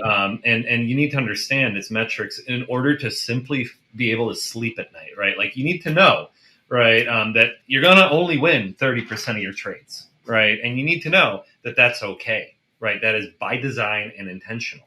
But that also means when you're sitting there during the day watching your brokerage account, seeing orders trigger and they're red and you're losing money on them, it means don't interfere. Right. Yeah. Allow it to continue to run. Right. There is sometimes a time when a strategy should be turned off. Right. The market changes its character. Right. Some really bad news hits on Thursday during all the economic data and we enter a true bear market. Then it would make sense to disable your bull market strategy. Right. But as long as the overall trend and overall market is aligned with the reasons that strategy is running, you should continue it.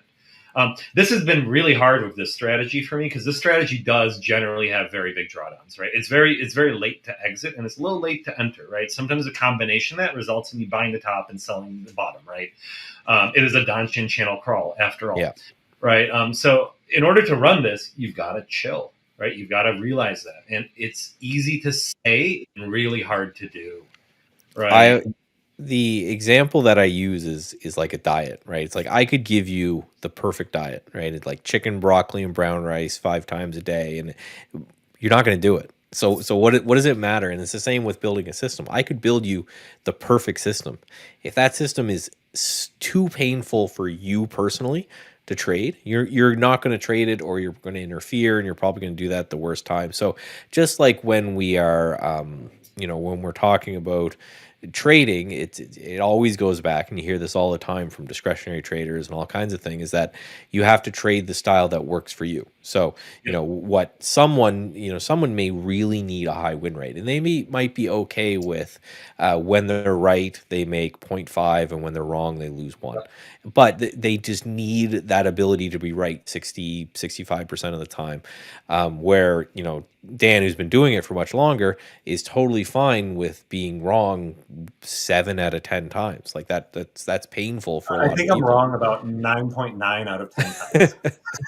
But if you're right, all you got to do is hit it once every now and then, and you go right ahead. And then also, it might be different for different things. So with Trade the Pool, right, we're trading prop firms. There's rules around those. There's drawdown limits, things like that. So for their account, you may want to do something that's a little bit more consistent, maybe makes a little bit less money, but has a little bit more consistency. And then maybe your own account, where you're okay with longer and larger drawdowns, you do something that makes more money and is less consistent. And combining those two things is really powerful, because that's my whole reason for trading. And the old idea is how to do both. I think that's the power that we have as both retail traders and as systematic traders, is that we can do both. So Yeah, someone is talking here. Yeah, can you have it buy or sell on EMAs, right? So do you have an EMA strategy that you like, or we can build one here for Yeah, I people use one live? for a demo all the time. So you can do what you can do this in a variety of ways, but here's a simple one, right? Buy when the EMA 5 crosses the 20, sell when the opposite happens, right? You can do one of the most beautiful things about this is there's basically no limit to what you can build. Yeah. Right, if you can dream it, you can build it. And I'll raise you right. Even if an indicator exists only in your mind, right? Like you have an idea for an indicator, but nobody's written it. You can also do that in TrendSpider, right? Because you can go to the custom indicator editor. And let me delete these Donchain channels, and I'll show you because this usually blows everybody's mind. All right. But you can say, you know what, I want to make my own custom indicator, and whatever that is, you can just describe it to an AI, and it will write the code for you, and then you can use that script that was written custom for you in a strategy. You can say like, generate an EMA that is red when price is below it and green when price is above it. Right? Just for an example, right? But you just tell it, and it's actually gonna write the code for you. Boom, done. And now we have an indicator here that is exactly what I described. I can now give it a name, save it, open the strategy tester, load it up, and not only that, but you can have a system here, right? So you can describe like my trading system is the following 30 things. I care about the EMA, I care about RSI, I care about MACD. Just put a buy and sell marker on my chart when these things are true or these things are true. You can do that as well. And the backtester can look at that and you can say, when signal emerged buy, or whatever you coded it, buy. Right. So this gives you the flexibility to build your own ideas, right? You're not limited to the 300 standard indicators in TrendSpider, and you're not limited by not being a programmer either, right? You can just develop an indicator and build your own system around it and combine it with other things. I have an example here because I actually did this yesterday with something that everyone has seen me do on stream a whole bunch, and I haven't built this into a bot on Trade the Pool yet, but I'm gonna. And because this is something that I'm really, and I had to do a bunch of cool things with like lines and graphics and all kinds of stuff. So where is my, right here. So this is the strategy. Again, you guys have seen me use all the time. So the idea is pretty simple. We've got the 1-day VWAP and the 2-day VWAP, right? So we have today's VWAP, and then we have VWAP that has today's and yesterday's data on it. And quite often, I've noticed anyway, that you get a stock that's gapping up a little bit too high, something that's going a little bit too crazy, and it spends maybe, do a 2-minute, spends a couple candles above the current day VWAP, and then it breaks through. And then I take a short there with a stop at the high of the day, and I'm targeting that 2-day VWAP. And this is one of the strategies I use to pass the account with. And you can see all I did was exactly what Dan said, and I just wrote that whole thing and then just created this indicator from scratch. And this is one of those, like a lot of people have talked about, building your own potential strategy and then applying it to different symbols every day. So this strategy works very well on strategies or symbols that have had earnings or something like that. They've had a reason that the 1 and the 2-day VWAP have separated enough, a big gap down, a big gap up, something like that. And you're just playing a reversion back down intraday. And this is kind of the next thing that I'm going to build over here so that I can go through every morning and just show me things that have done something overnight that are interesting, some sort of gap or some sort of movement like that, in order to take that trade. Because I think it was, yeah, like Intel, I remember way back here, you got a couple nice trades out of, but it's simply just saying, if you lose today's VWAP, where does it potentially go? Well, the volume average, weighted average price of the last 2 days makes sense because that's the average price of both today and yesterday. So yeah, so I did this, and again, I don't know how to code this. I can show you the code of it. I'll have no idea how any of that works, but you know, just I built this one a little while ago. This is one of the most complicated things ever because it takes like 15 momentum oscillators and makes them vote. Right? Is it overbought or oversold? And then prints the numbers on there. You know, it's like MFI, CCI, stochastics, Fisher, right? Like RSI, Arun, right? I just gave it a list of all of them and said, mesh these together and have them vote, right? The numbers should represent how many out of the 14 say it's overbought or oversold, right?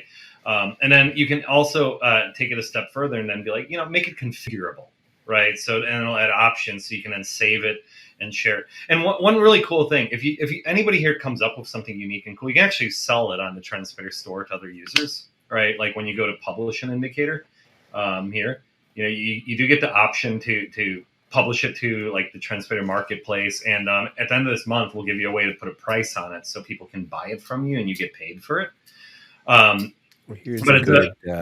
Here's a good question for you. I know the answer, but I'll let you.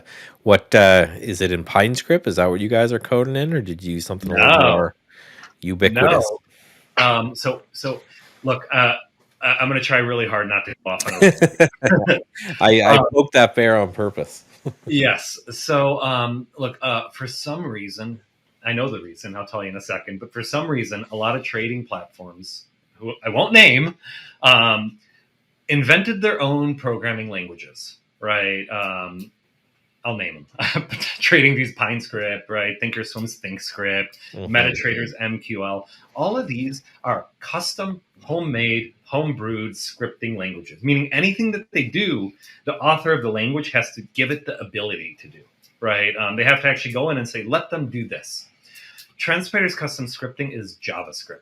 JavaScript is the second most popular programming language in the world. Every website you go to is built in JavaScript. There's like 300 million people who already know JavaScript. There's a whole world of freelance JavaScript developers that you can hire on Upwork or Freelancer or wherever for a couple bucks if you don't want to use the AI. So, but it's also a full programming language, right? And that means it can do some really fancy stuff.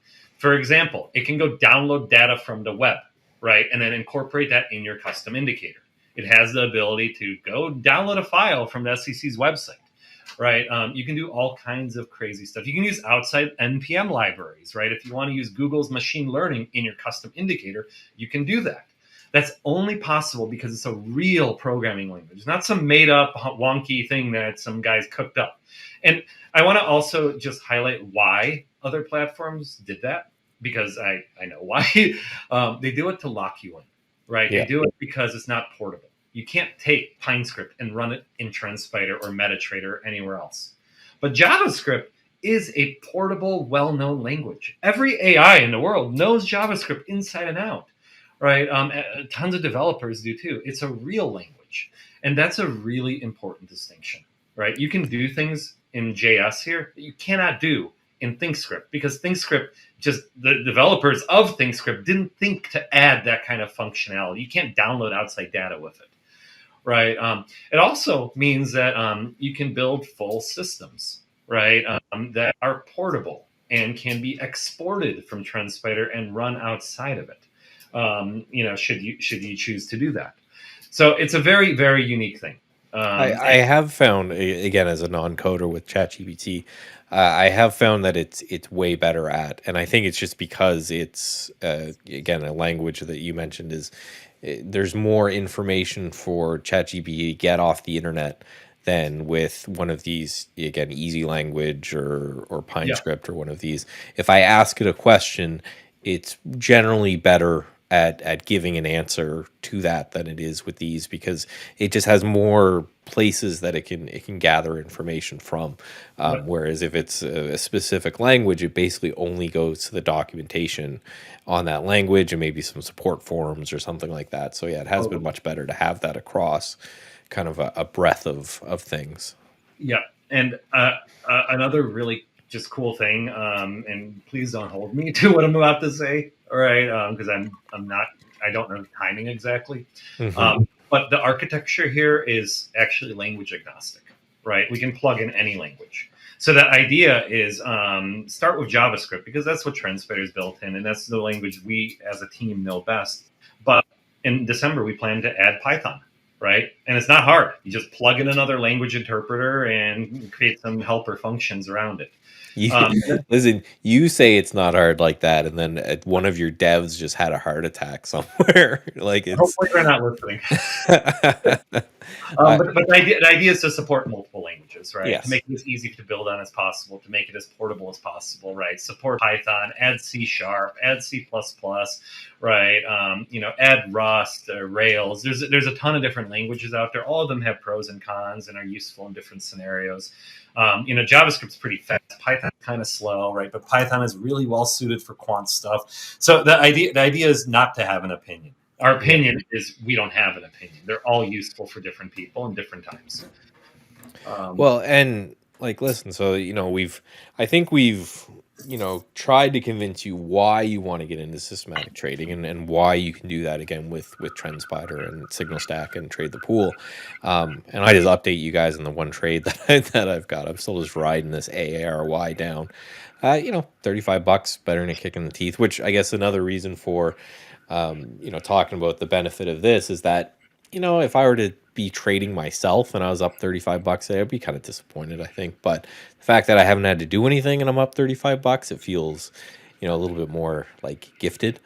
But the one thing I wanted to talk to you about and what your thoughts on is, we gave all the reasons why people should get into systematic trading. And I really, really do believe, like, honestly and truly, that it would make 90% of traders way better, because we know 90% of traders don't make money anyway. So if you can build a bot that has any edge at all, the tiniest edge in the market, you're doing better than 90+% of traders out there. But I think there's something coming that's going to make it so that you have to become a systematic trader and that you should start now. You don't have a choice. And that's all this 24-hour market stuff. So I don't think there's a world where discretionary traders survive that, because everything's going to move at the weirdest time. Well, especially with, what we're dealing with kind of politically and everything. A tweet at 2 a.m, it could be the only action the stock market has that day, right? Nvidia may only move during earnings reports. Things when you don't have open and closes anymore, all of a sudden there's no such thing as day trading and swing trading, and there's no potential open to take advantage of and close of. And are you guys really thinking about that over there, that this is coming? Because I've just been hearing story after story of approvals happening in the 24-hour game. Because really, I think, if we haven't convinced you by now, I guess I'm just trying to scare you, is I think traders really need to sit and think. This reminds me of the time when I started trading, before there was HFTs. And we would trade one style, and then HFTs came around. We had to trade something completely different. This is going to be not right away, because I think there'll be liquidity problems in the overnight session. But eventually, once HFT systems are tight enough and there is enough liquidity to trade, I think this is going to be one of those forks in the roads where the systematic guys who have robots running for them 24/7, 365 are going to make a killing.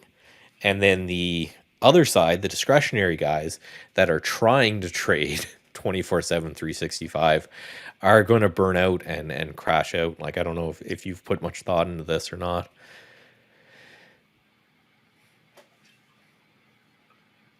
I'm sorry.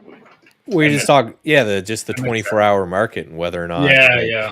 Like, how are you planning? I see that most of your stuff uses longer term charts anyway, so I guess you won't be that affected. But I'm a intermediate to long term swing trader, right? So I don't usually, at least personally, and I don't think this works for everybody, right?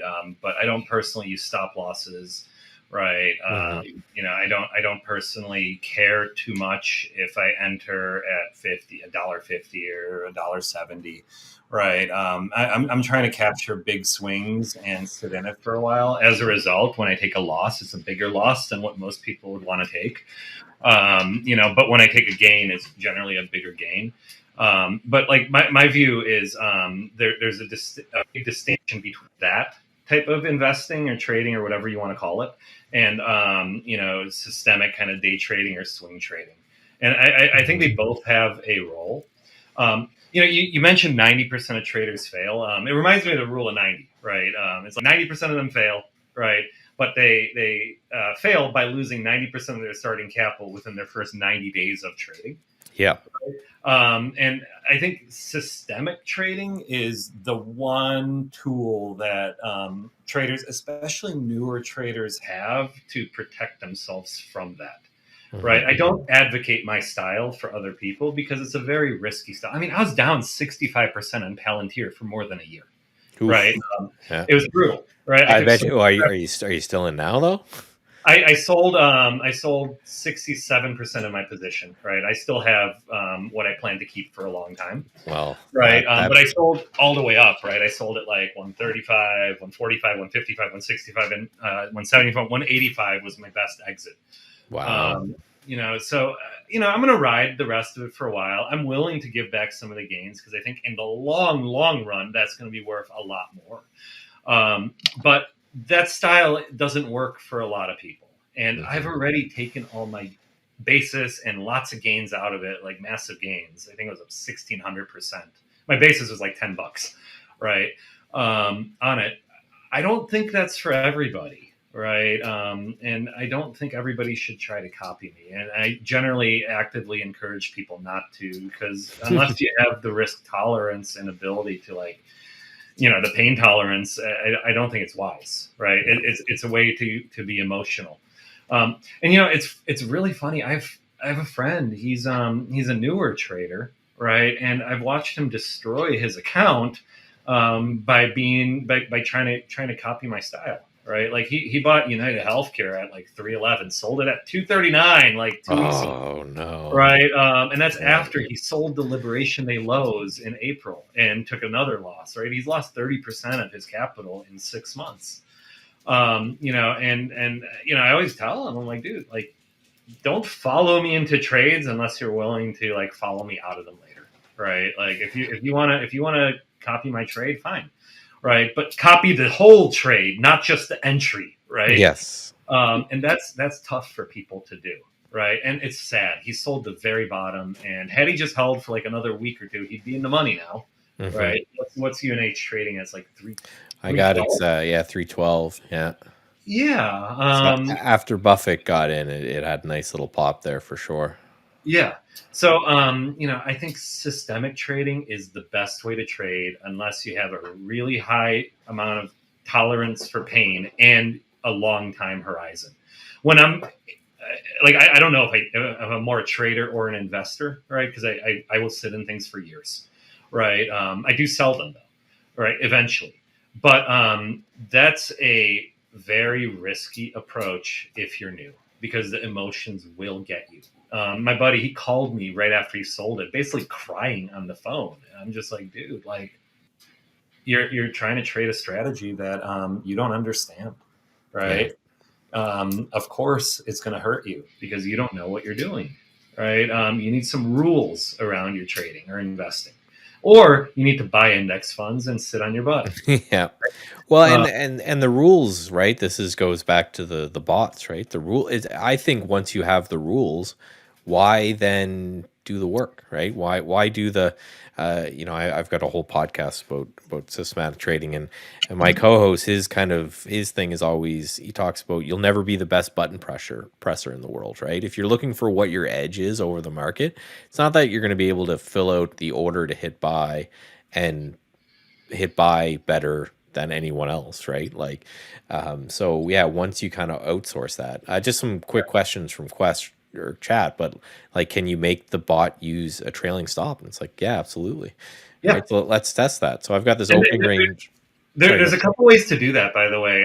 You can use the built-in trailing stop exit condition. Yeah. Right. But you can also just add a trailing stop indicator to your chart. Like I like to use ATR trailing stop or volatility stop. There's a bunch of those. And you can also use a moving average. And one cool trick, Michael, I don't know if you ever do this, but add a moving average, but configure it to calculate itself off the low instead of the close. Right. And that can give you a nice trailing stop line as well. Script. Let's add a new Let's just do, okay, so price, we're going to close less than an indicator. Let's just use an EMA and then use So then click on that. Yep. And switch it from close to low. to Right. low. Apply. I keep begging Dev to actually show any indicators you add in the chart automatically. It's such a pain because you would have to then go add the indicator to see it. Yeah, but yeah, this is like just what we talked about. So this is the same opening range breakout strategy that I gave before, but now instead of just I had a stop loss and a profit target, and that was all there is to it. Now it's using this as a trailing stop, and Yep. actually is doing better. So again, I don't focus. I'm curious if you clone that once and require two closes below. No, not that. Go down to the conditions, right, and just clone that condition. Click the little yep. That guy. And then see where it says last. Just put a 1 in last for this one and a 1 in there. Yeah, so now you need it to close twice below that EMA.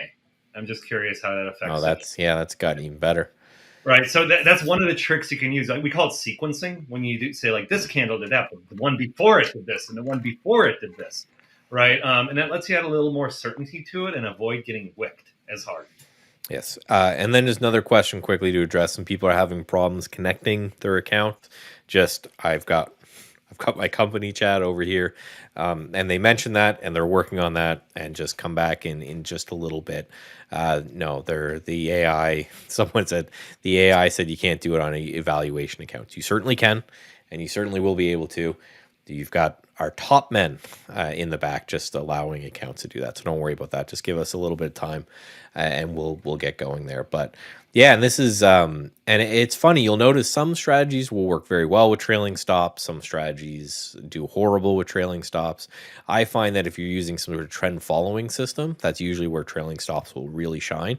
Because the whole point of trend following systems is you want to, we talked about win rate. This strategy here with this equity curve that looks like this, which is pretty good looking equity curve, only has a 40% win rate, but it's made over the testing period like 65% with a max drawdown of 11%. That's pretty good. So it's a great strategy, and it got even better with this. And I like the 2 closes below because that probably just kept you from getting whipsawed a whole lot. And one thing, I know we've just kind of been showing it, but we haven't expressly mentioned, but I really do love, is seeing the trades on the chart.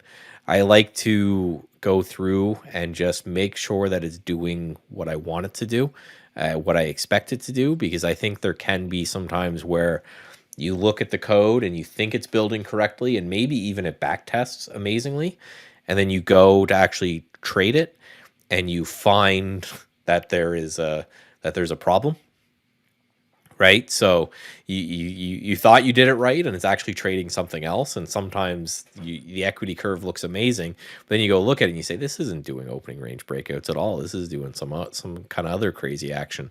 And if the back tests look good, that might lead you to a whole bunch of other questions. But yeah, I like to go back and just look and see, because like you mentioned, you can also sometimes look and notice maybe some patterns that yet, an AI or something wouldn't, on where it's getting you in, and maybe there's a better entry, maybe there's a better stop loss, something like that, as a way to visually just check that out. Speaking of AI, do you want me to highlight the strategy lab at all, the AI tools? Yeah, well, listen, we're hanging out for a while yet. You can go whenever you'd like. I realized when you mentioned I'm having AI, fun. We had not touched on that at all. Can you see this? Okay, cool. So one very unique thing in TrendSpider, you will not find this anywhere other than the desks of programmers who know Python, right? Is you do have the ability to generate your own custom AI signals, right? So it's really cool how it works. In TrendSpider, you at the bottom, you click on AI strategies, right? And it will open a new window, right? Something we call the AI strategy lab. If you don't have any, there's just going to be a button to create one, but I do have a bunch of them. But what you can then do is click the plus button, and it opens the configuration panel. And here you have the ability, like this, like AI gets thrown around a lot. Those 2 letters, most of the time, it is bullshit, right? A lot of products just slap a chatbot in it and say, this is an AI brilliant thing. We have a chatbot too. It's brilliant, but it's not like a systemic strategy thing. This gives you a way to generate your own AI-based entry signals, right? And they can follow your own strategies, or they can follow your own symbols, your own timeframes. You decide how to train them. So step one, what are we training this on, right? I'm going to just pick SPY, right? Let's go down to 30 minutes. So SPY 30 minutes. And let's choose the dates between which we want to train it with. So this is the data that it's going to learn from, right? So we'll pick 2015 through 2021, right? That's in the past. That's what you want, right? You want to pick price action that is far enough in the past so you have lots of more recent price action to then back test against. Yep. And the notion there is out of sample. So like you train it and then test it on different sets of data. That prevents over curve fitting. And let's just explain that, just because I know there's some people out here who are new to this. The idea is that you train and you optimize on this group of data, and then you come up with something that looks pretty. And the problem is, if you do too much of that, you end up curve fitting. And then a lot of people will do that. They'll create the prettiest equity curve in the world, and then they go live and they end up losing a bunch of money. So what Dan's saying is you create and you optimize on that set of data, and then you keep a completely different set of data that you don't optimize on. You just run the same strategy on that current set of data. And if it holds, then you know you're onto something, because you used data X to optimize, and then you use data Y just to test, not to do any sort of thing that could even be remotely considered curve fitting. And then by separating those two things and doing those two things, you know that you haven't just tortured the data until it told you what you wanted, because you've tested it on kind of fresh raw data that it's never seen. And if that holds up, then again, you know you're onto something and something's going awesome. Correct. And it's an important concept that a lot of people don't understand. It's actually true also with just systemic strategies, right? Like you always want to test it. And, the holy grail is like a fully generalized strategy that works in any market condition on any symbol. That's rare, right? I don't think many people have that. I've only seen one of those in my life, and it was from a family office that, is a quant office and has 300 million in assets, and they run like 400 different bots trading it, all systemic trading. Those guys are brilliant, but they're also like, math PhDs. Yeah. Right? So they build custom indicators and have like, I'm not kidding. There's entry conditions, like 50 different conditions, right? And it's like doing cross asset referencing. So like calculates the ratio of the asset they're trading versus SPY versus the VIX, and does some fancy math around that. But anyways, the idea here is first you tell it, what are we going to learn from? What are we going to train on, right? And we select an asset, a time frame, and a date range, right? Then we tell it, what are we going to predict, right? And this is how you do that, right? It's really visual, right? But you can say, okay, I want to predict within 50 candles of entry the opportunity of making 0.25% or whatever, right? At the risk of losing 0.07, right? So it'll then highlight on your chart with yellow and these green and red clouds around it where it is possible that such a signal could emerge. Not saying that this is where it'll emerge. So this gives you a sense for, will the strategy even find anything, right? You want to see yellow on this chart. It doesn't mean it's going to enter at those. It's just, is the potential there, right? Okay. If you're training on multiple assets, you'll also have tabs here. So you can see it on multiple assets, right? I'm just doing one asset for simplicity. Next, once you've configured that, what you're looking for, right? Next, you're going to tell it what kind of machine learning model to use. Because what you're doing here is you're actually training a custom, dedicated, your own, nobody else can ever see it, touch it, or use it, machine learning model to predict market behavior based on what you teach it, right? And there's 4 different types of machine learning we support. There's going to be a lot more over time, right? KNN, random forest, naive Bayes, logistic regression. You can Google those and learn all about them. They're different ways of computer brain functionality, right? Random forest is by far the most popular. KNN in our testing has performed the best, but we give you the choice, and you can even find that, right? But this is true machine learning. There's no BS here. We're not labeling something that's not AI. This is the actual real deal, right? And to do this without TrendSpider, you have to write code, right? There's no other way around it. right? So then, right, you select the market to train on, you select what you want to predict, you select the method, the logic, the thinking brain, like computational style of the model that you want to train, right? And then you got to tell it what inputs to use to make its predictions, right? And here you have the option to put them in manually, meaning selecting which indicators and things you care about, or you can have the AI do something cool and unique, right? Or you can use one of the examples, right? Like be adventurous, try something new. Let's go with that one. Right. So it's going to then use an AI and try to come up with what types of inputs might be useful in predicting it. And it's going to do some stuff that is AI. This is black box stuff. You can then go in and modify it, but it'll select indicators and it'll also do formulas around indicators, right? Like this one right here. This is C, which is somewhere down here, right? Divided by A, right? You might not like that one, so you just delete it, right? But the idea here is that you can choose the inputs that it actually cares about, right? We can also add our own. Like, let's say we want to add RSI, right? But we want it to be a 7-period RSI, right? So whatever. Then you click train an AI model, and it's going to then actually train a machine learning model. So in the background right now, what it's doing is deploying a Lambda instance. That's a type of serverless compute. It's installing a KNN learning model, right? And it's uploading all the price data and all the indicator data that you've selected. And it's going to try and figure out if it is effective or not. That model obviously did not work, right? Like, because this box is red and it says no go here. When it says no go, it means there's no chance in hell this will ever work. Don't even try, right? But sometimes, which that is like, some people would look at that as a failure, but that is huge because it'd be interesting to see, right? Learn off, something that you normally do.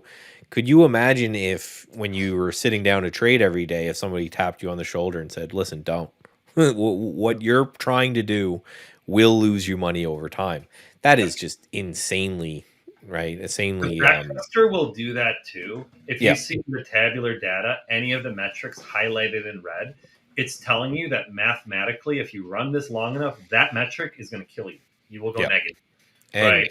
again, No it's huge because 90% of trading is not doing dumb stuff, right? And not doing the thing that you saw on TikTok or Twitter or whatever it is, that it looked nice. He showed you 2 examples of when it worked. But if you do that thing enough time, you'll end up losing all your money. And again, we're trying to get to the point where people have any edge, where again 90% of traders don't. And then once you have an edge, it becomes more of a game to build on it and improve it. So stuff like this, just having that thing saying just don't trade this model, that's perfect, right? That's great. So it gets kind of cool, right? Because when you find one that works well, like this is one I trained like almost a year ago, right? This chart right here, this chart that I zoomed in here, this is how you can tell if the AI is going to be worth exploring more or if it's just dumb. AIs are kind of like people. A lot of them are really, really stupid. So what it's telling you here, and along the bottom, it's the percentage of of signals that this AI identified and if they won or not, right? And then the right axis is the AI's confidence in its signal. So when you look at this, you can say, okay, look, when it's about 60% confidence, it all tends to perform the same, right? There's not much of an edge between 90% and 60%, maybe even 50%, right? At any of those confidence levels, you're winning about half your trades, right? So what you can do then is you click deploy. I've already done it with this one, right? But you click deploy. There's a button here that says deploy, right? It only appears if the model is green, right? And then you can go back to TrendSpider and you can go to indicators and you can type AI model here, right? And it's going to give you this AI model indicator. And then you can type the name of the model that you just did. That was high probability 6, right? And you can click apply. It's then going to plop that AI's opinions on your chart, right? So it's going to tell you its confidence score and, where it came up with that. And this will work across timeframes. We trained on daily, remember? So we should look at it on daily, right? And then we can also filter it by confidence. So we can go here and say, you know what, that's cool, right? But let's filter out anything less than 70, right? And now we have our AI signals of a confidence rating of over 70. You can then use this as part of a strategy, right? It does not have to be the entire strategy, right? And you might eyeball this and say, you know what, I only want this when it's 100% right, or when it's 100% sure, right? And in the AI world, 100% sure doesn't mean it's going to happen, right? But you can add that, and you can see, like, it's actually not bad, man. If you add like some other conditions to it, right, it would have caught this, right? It would have also thought it's going to keep going here, right? But it's catching this one. It was wrong here, right? Or I guess like a little right. Right, but you can then integrate this into a broader strategy. This shouldn't be the only part of it, right? But you can say, you know what, I care about downchain channel crawl, and I also want the AI to have issued a signal within the last 30 candles of at least 60% confidence. That'll filter some other stuff out. And a lot of money is made in the market, not an exit, but an entry, right? Like if you get a good entry, you can get a crappy exit. I do that all the time. Like I sold a little bit of Nauss today when it's selling off. Do I care if I sell at 35 or 34? No, my basis is $7. Right, like I don't really care if I give a couple bucks back to the market, right? But this gives you the ability to integrate machine learning into any other strategy or just your manual discretionary trading, and that can be machine learning that you yourself design and control, right? Once you deploy it, it's a black box. You don't know why or what it's making its decisions, but you know that you've tested it and trained it, and you can see, you know how it performs, and you kind of learn to trust that AI's brain. If that makes any sense.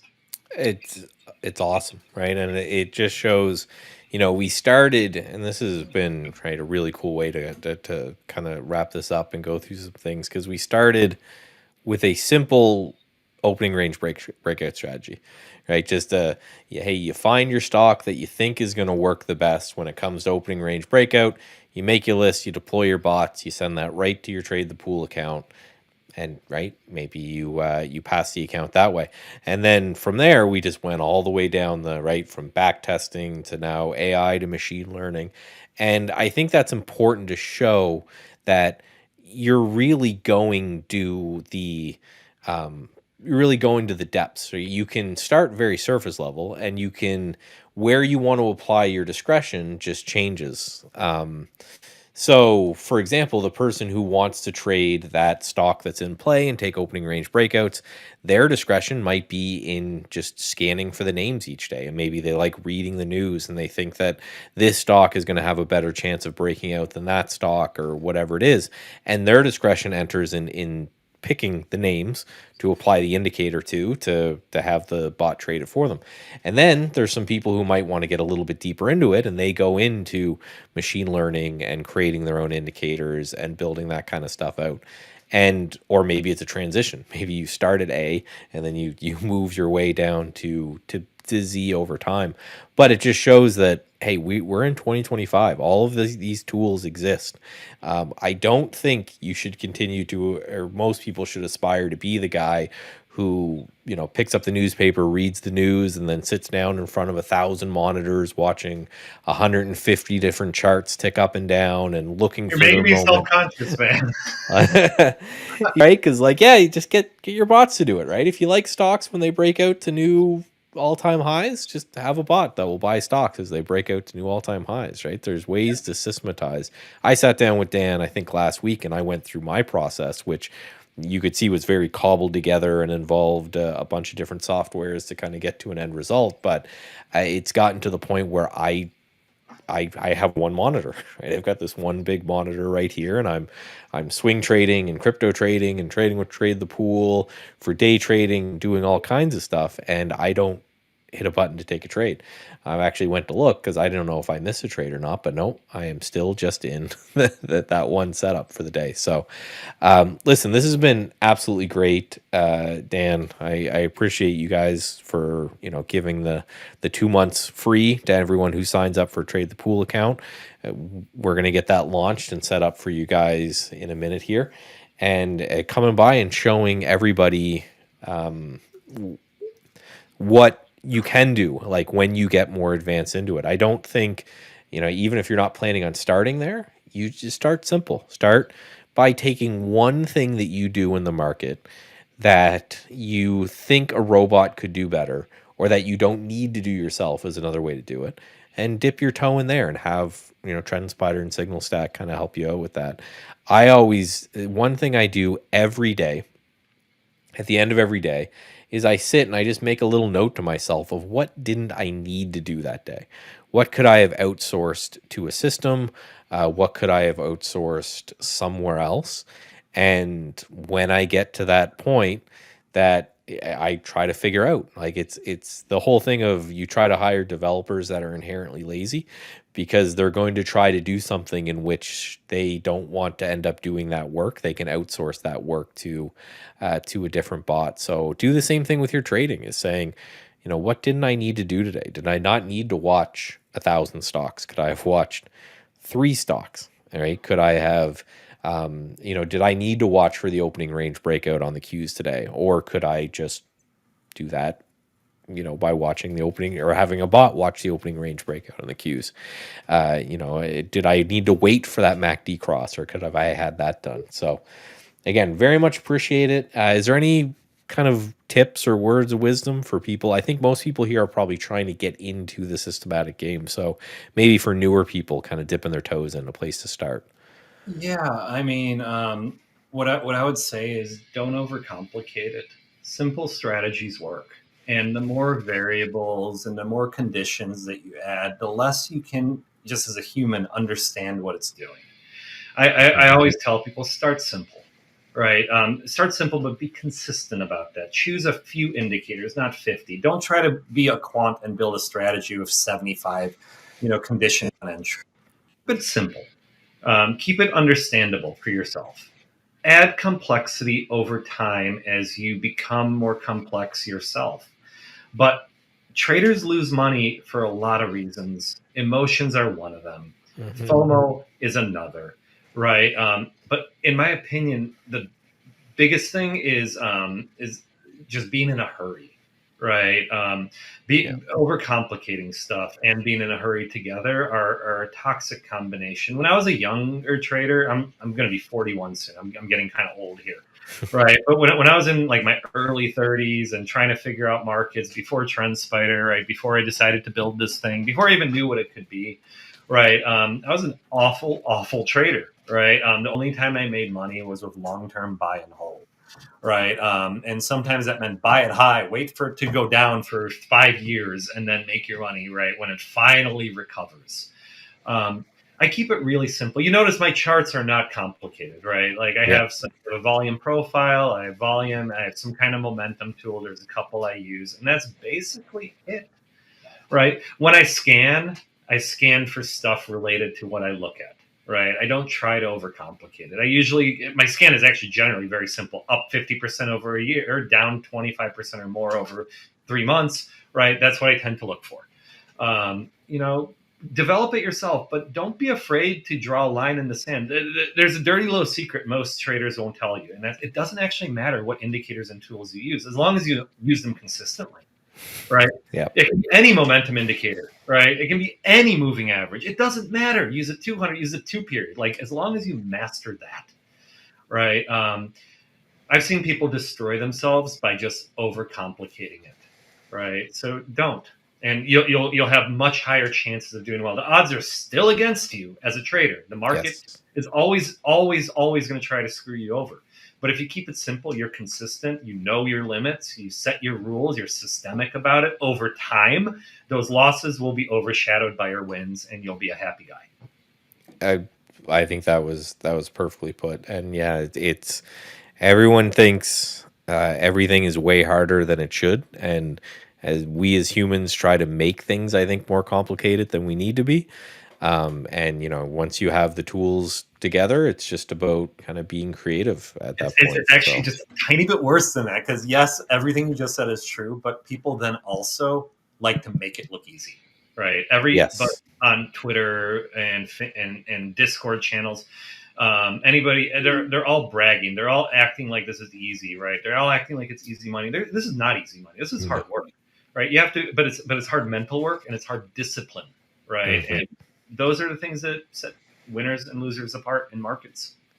Yeah, and Yeah, it's I don't want to go too deep into the rabbit hole of the fake gurus and all that, but it is a problem because it's one of those, yes, sometimes you can even get even a lot of the legitimate traders out there, they end up, kind of skipping the part where they failed for 5 6 years plus before they ended up making things that work. And I do think that, things like we showed with the back test and with a lot of these things end up being the superpower of and of traders, is that, like you mentioned, you don't have to iterate in public. You don't have to iterate live in real time. You can iterate via backtest, and then when you're sure, go from there. So it will still be a lot of work. You still have to come up with your own strategies, but at least you're not losing money while you do it, right? You can end up, doing something where you're having a good thing,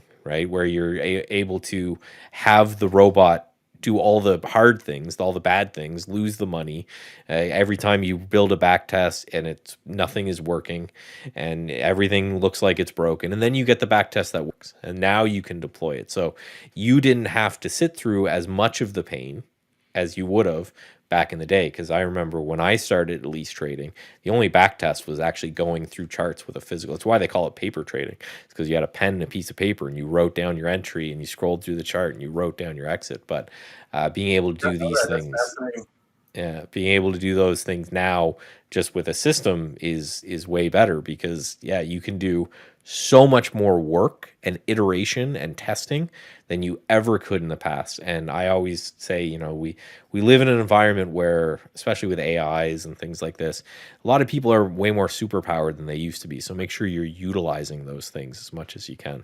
Absolutely.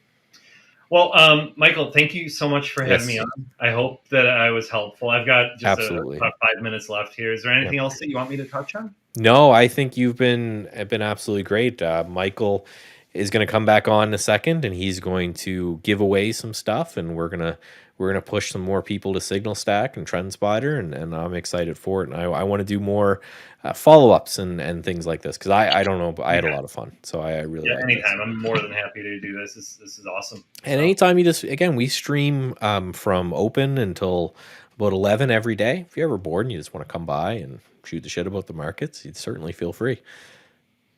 Awesome. Well, thank you everybody for listening to me ramble. I hope you like what you saw. Michael, thank you for hosting. I appreciate it. Thank you. Bye, guys. Good one. Bye-bye. All right, so that was a lot of fun. Again, a lot of things. I know there are some YouTube problems that people are talking about, but we're going to keep going because it will turn into a video anyway. So we'll definitely be here for you. But listen, I had a lot of fun.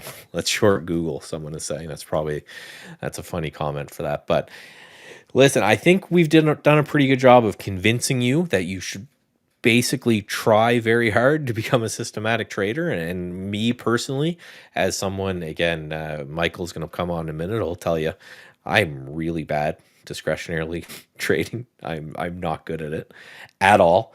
However, systems, right, they're a different beast. They remove all of the emotional issues I have. They remove all of the ability to, focus while I'm doing the stream and trying to trade at the same time and all those kind of things, which I would love to say is my only excuse, but it's certainly not.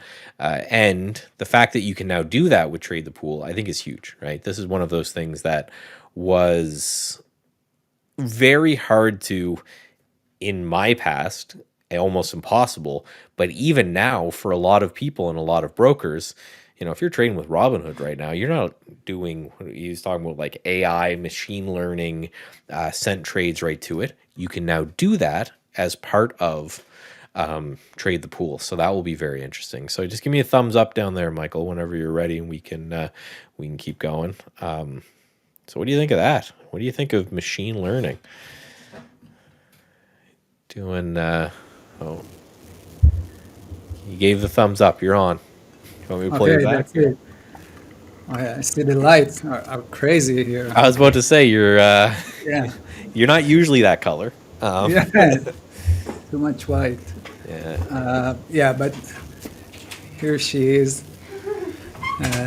Alrighty. So first of all, Michael, thanks so much. It was really amazing, and I think, yeah, definitely the guys.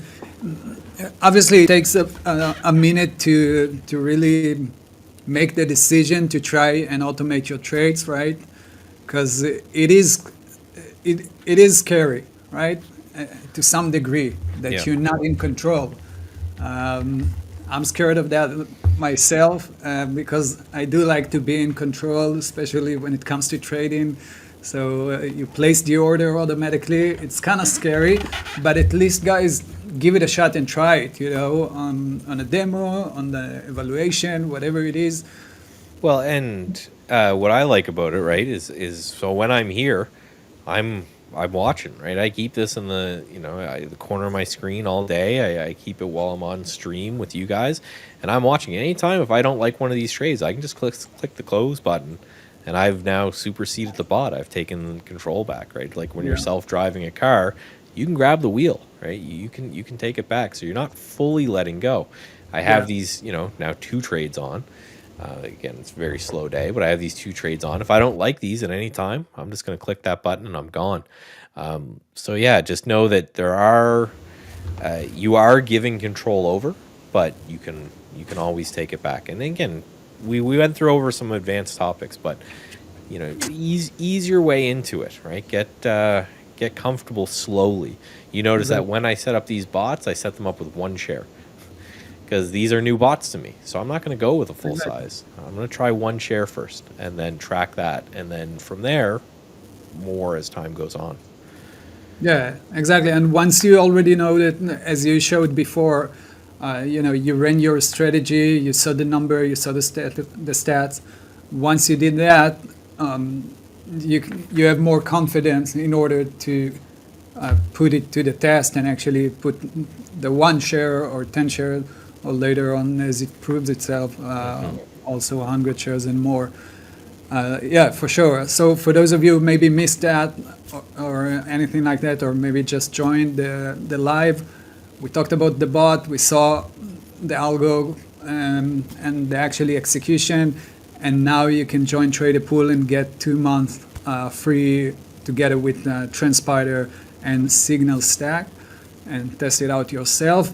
I'm dying to dive in. Although I'm scared, I will definitely dive in. I will probably use your help, Michael, Absolutely. to I'll be guide me excited just a for it. little bit. Yeah, but it's funny because I listened to Dan and yourself, and when you talked about the fact that two important, very important things. One is that you can trade or use any type of indicator. It doesn't really matter as long as you control it, as long as you understand it and find the edge of using it.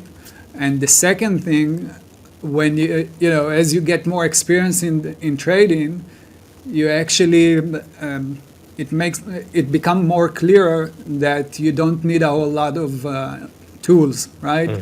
The chart, maybe one indicator or so, but not too many of those. I remember when I had a bunch of traders together with me, and I saw guys that didn't even look at the candles. They just had like 10 different indicators on the chart, right? Yeah. And obviously, it's not working. Yeah, and a lot of the things that I do, a lot of the systems that I use, and I'm going to actually show here, they don't use indicators at all. They're just using kind of a little bit of math. So we can go through ARY, and this is a trade that I took this morning, or the bot took this morning, and all this is doing is looking for a really wide range candle yesterday, and then a little Right. bit of an extension of that today. So you can see, right? You guys see my charts all day as I show them. There's nothing on them, right? This is relative strength to the S&P 500, but that's it. And this is just pure, because it's pure price action. It's saying, hey, this thing moved a lot yesterday.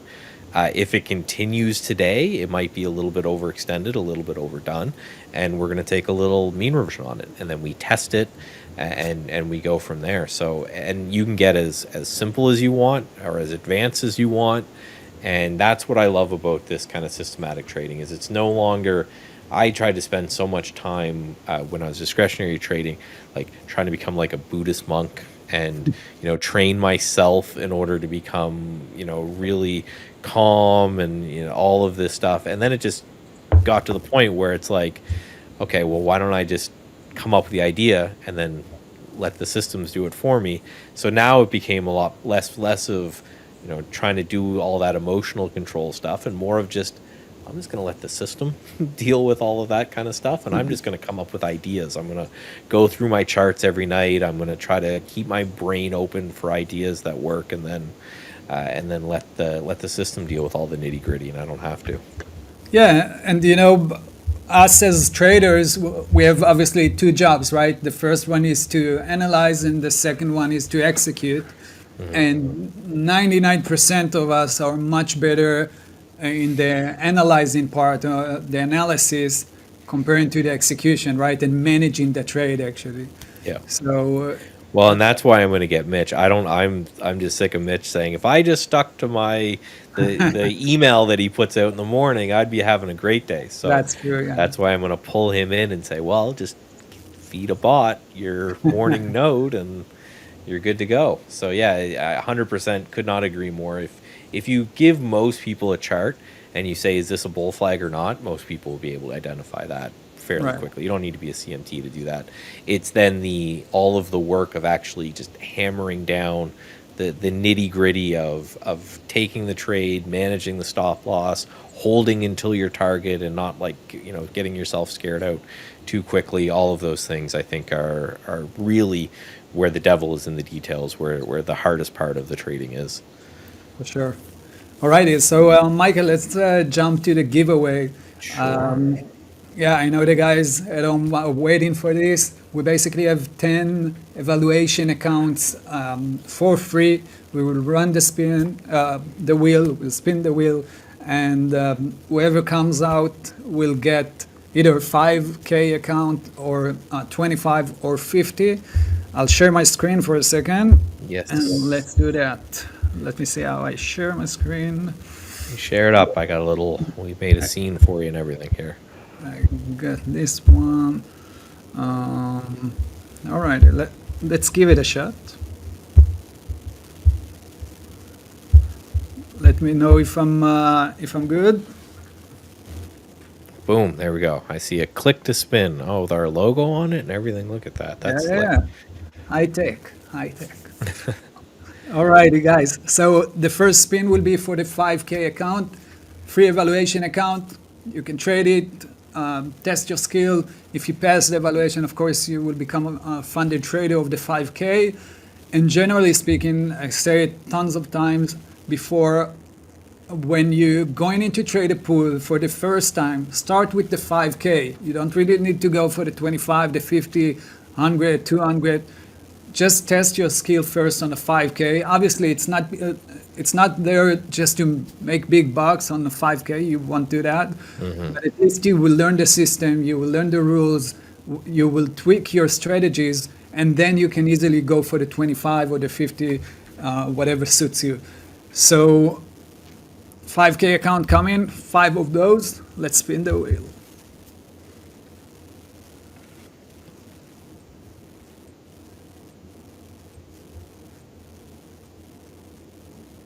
Here we go. Okay. So Ralph, you're the first one. We got your emails, of course, from the email list that you signed. Oh, perfect. So they'll get emails directly if they win? Perfect. Exactly. Right, so you guys don't have to do anything, just be patient and hang out, and an email will come to you guys. All right, so that's the first one.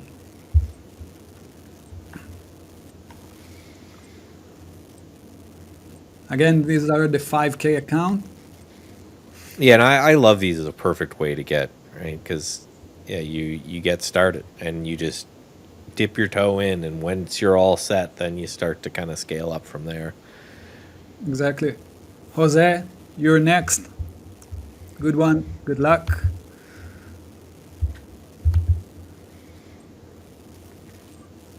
We got a few thousands here in this wheel, so it takes a minute. Is that how many people we got? Thousands. Wow. Yeah. Toms, congratulations. Yeah, this is great. A lot of you guys got a lot of education. It's about trading bots that are, I think, kind of really mystified out there. That people think that there's some like voodoo that people are doing, and you get to see how it works, and then take a chance and maybe use your bots to try to pass these free accounts. For sure. So number 4, congrats. That's again the 5K account. And the last one for the 5K, let's see who it is. And speaking of the bots, okay, this is the last one for the 5K. We will spin the wheel for the 25. You got 3 accounts for the 25. And Michael, if you want to share something about the course that you did, the 6 videos that explain about the algo trading that we will share later on, feel Yeah. free. So here's another winner, and yeah, I enjoyed doing it. So yeah, 6 lesson series where the first couple are just talking about kind of the stages of systematic trading and how to kind of get into it and where you could use your own discretion, where you can put your hands on the wheel and take your hands off the wheel and do things like that. And then from there, it's a more succinct version of what we did today, where I talked about how to connect trade the pool to TrendSpider, to TradingView, through SignalStack, all of these things. And then from there, a deeper dive into building your own trading bot and having that run and doing that live. So it's kind of a nice shorter course to get people going. And the reason I did that is so you can watch it many times if you're going through things, and to try to get to the point where you can just start right from zero. And hopefully by the end of the course, you have your own little bot up and running, and you're pointing it towards symbols and all of that stuff, which is amazing. And you're able to watch it whenever you want. I know it's going to be on our video on demand channel. You can tune in whenever it is that you want to go through and do that. And yes, I see there's a link right there. So yeah, a full course for you guys to get started, to get you into systematic trading, which again, I think puts, as soon as you walk through that door, I think it puts you above 80 to 90% of the traders out there, because at least you're systematizing a plan to get you started down the right road, and you're thinking that way as opposed to what hot stock can I YOLO for a 500% gain. Yeah. Alrighty, we're down for the last 2. That's the 50K account. Two of you guys will get the 50K account, which is very nice. I mean, that's enough buying power to do some damage in the market. Yeah. First one, Alice. Yeah, 50K account. So yeah, if you just think about that on a percentage basis, if you can just make a couple percent a month, that's a great little side or full income, depending on where you are in your life. And if you end up being real good, that's much easier to kind of build a new account from there, right? For sure. Here it is, Fred. You're the last one, 50K account of the evaluation. Enjoy this, guys, and of course, good luck. You will get an email with all the details, anything that you need to know about those accounts. And that's it. That was our giveaway. Smooth and clean. That's awesome. So yeah, so I hope everyone enjoys their account. I'm gonna hope that you try to trade bots with it. I know some of you guys are gonna go through that, but I think this is something, again, that I'm very, you can hear I'm very passionate about. I'm very excited about. It's not the stuff that you'll see on Twitter and all of that, where people just want to talk about how they picked the stock that went to $1 million. But I know from my experience in the hedge fund game, my experience just talking to a lot of successful traders out there, that they are all systematized in some way, shape, or form. Maybe they're not using bots to trade, but they have a scanning ability that they've systematized. That they're either selecting their stocks through some sort of system, or the way they put out profit targets and stop losses, that's done through some sort of system. There's a lot of different ways that people do that, but I don't know if I've ever met a successful trader that is not systematized in some aspect of their trades. You know, the people who come in every day and just read the news and think that stock's going up and this stock's going down. I just have never met one who's been able to be in it for the long run. So I thought this was awesome. I think this will really help traders. Obviously, Trade the Pool is unique in the fact that they're the prop firm for stocks, and now they're the prop firm for auto trading. And auto trading works, in my opinion, way better in the stock world than anything else because we have such a wide breadth of things to trade. There are times where on my list of things to go through my bot every morning, I talk about it on streams, there could be 50 names in there, 50, 60 names, and maybe I'll take 2 or 3 trades a day. That means that every minute the bot has scanned through 50 names waiting for those entry criteria to take place. So I couldn't do that myself, or if I did, I would just be exhausted at the end of every day. But I don't have to anymore. I just simply point the bot to the list of stocks that I want to do. And if there's a trade, great. If it's a day like today where there's really nothing going on, that's fine too, because it's deciding when to trade, and I don't have to sit there and do all that work. That's amazing, Michael.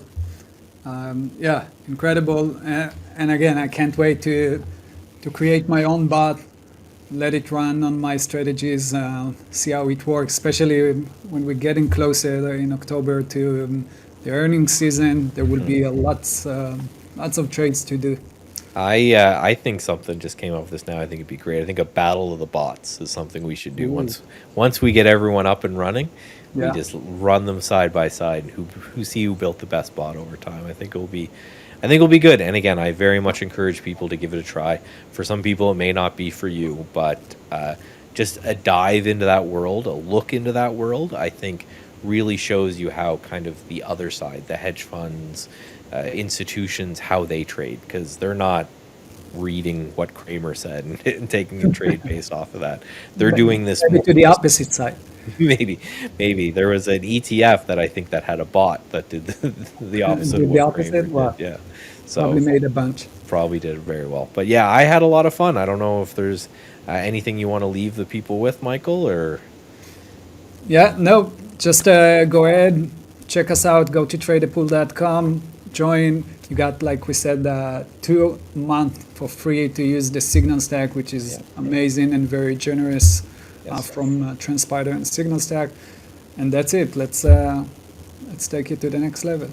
awesome. Well, hey, listen, all you guys, I'll see you tomorrow, right? Same time.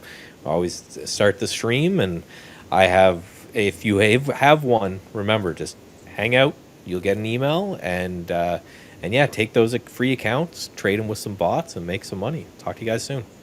Thanks so much, Michael.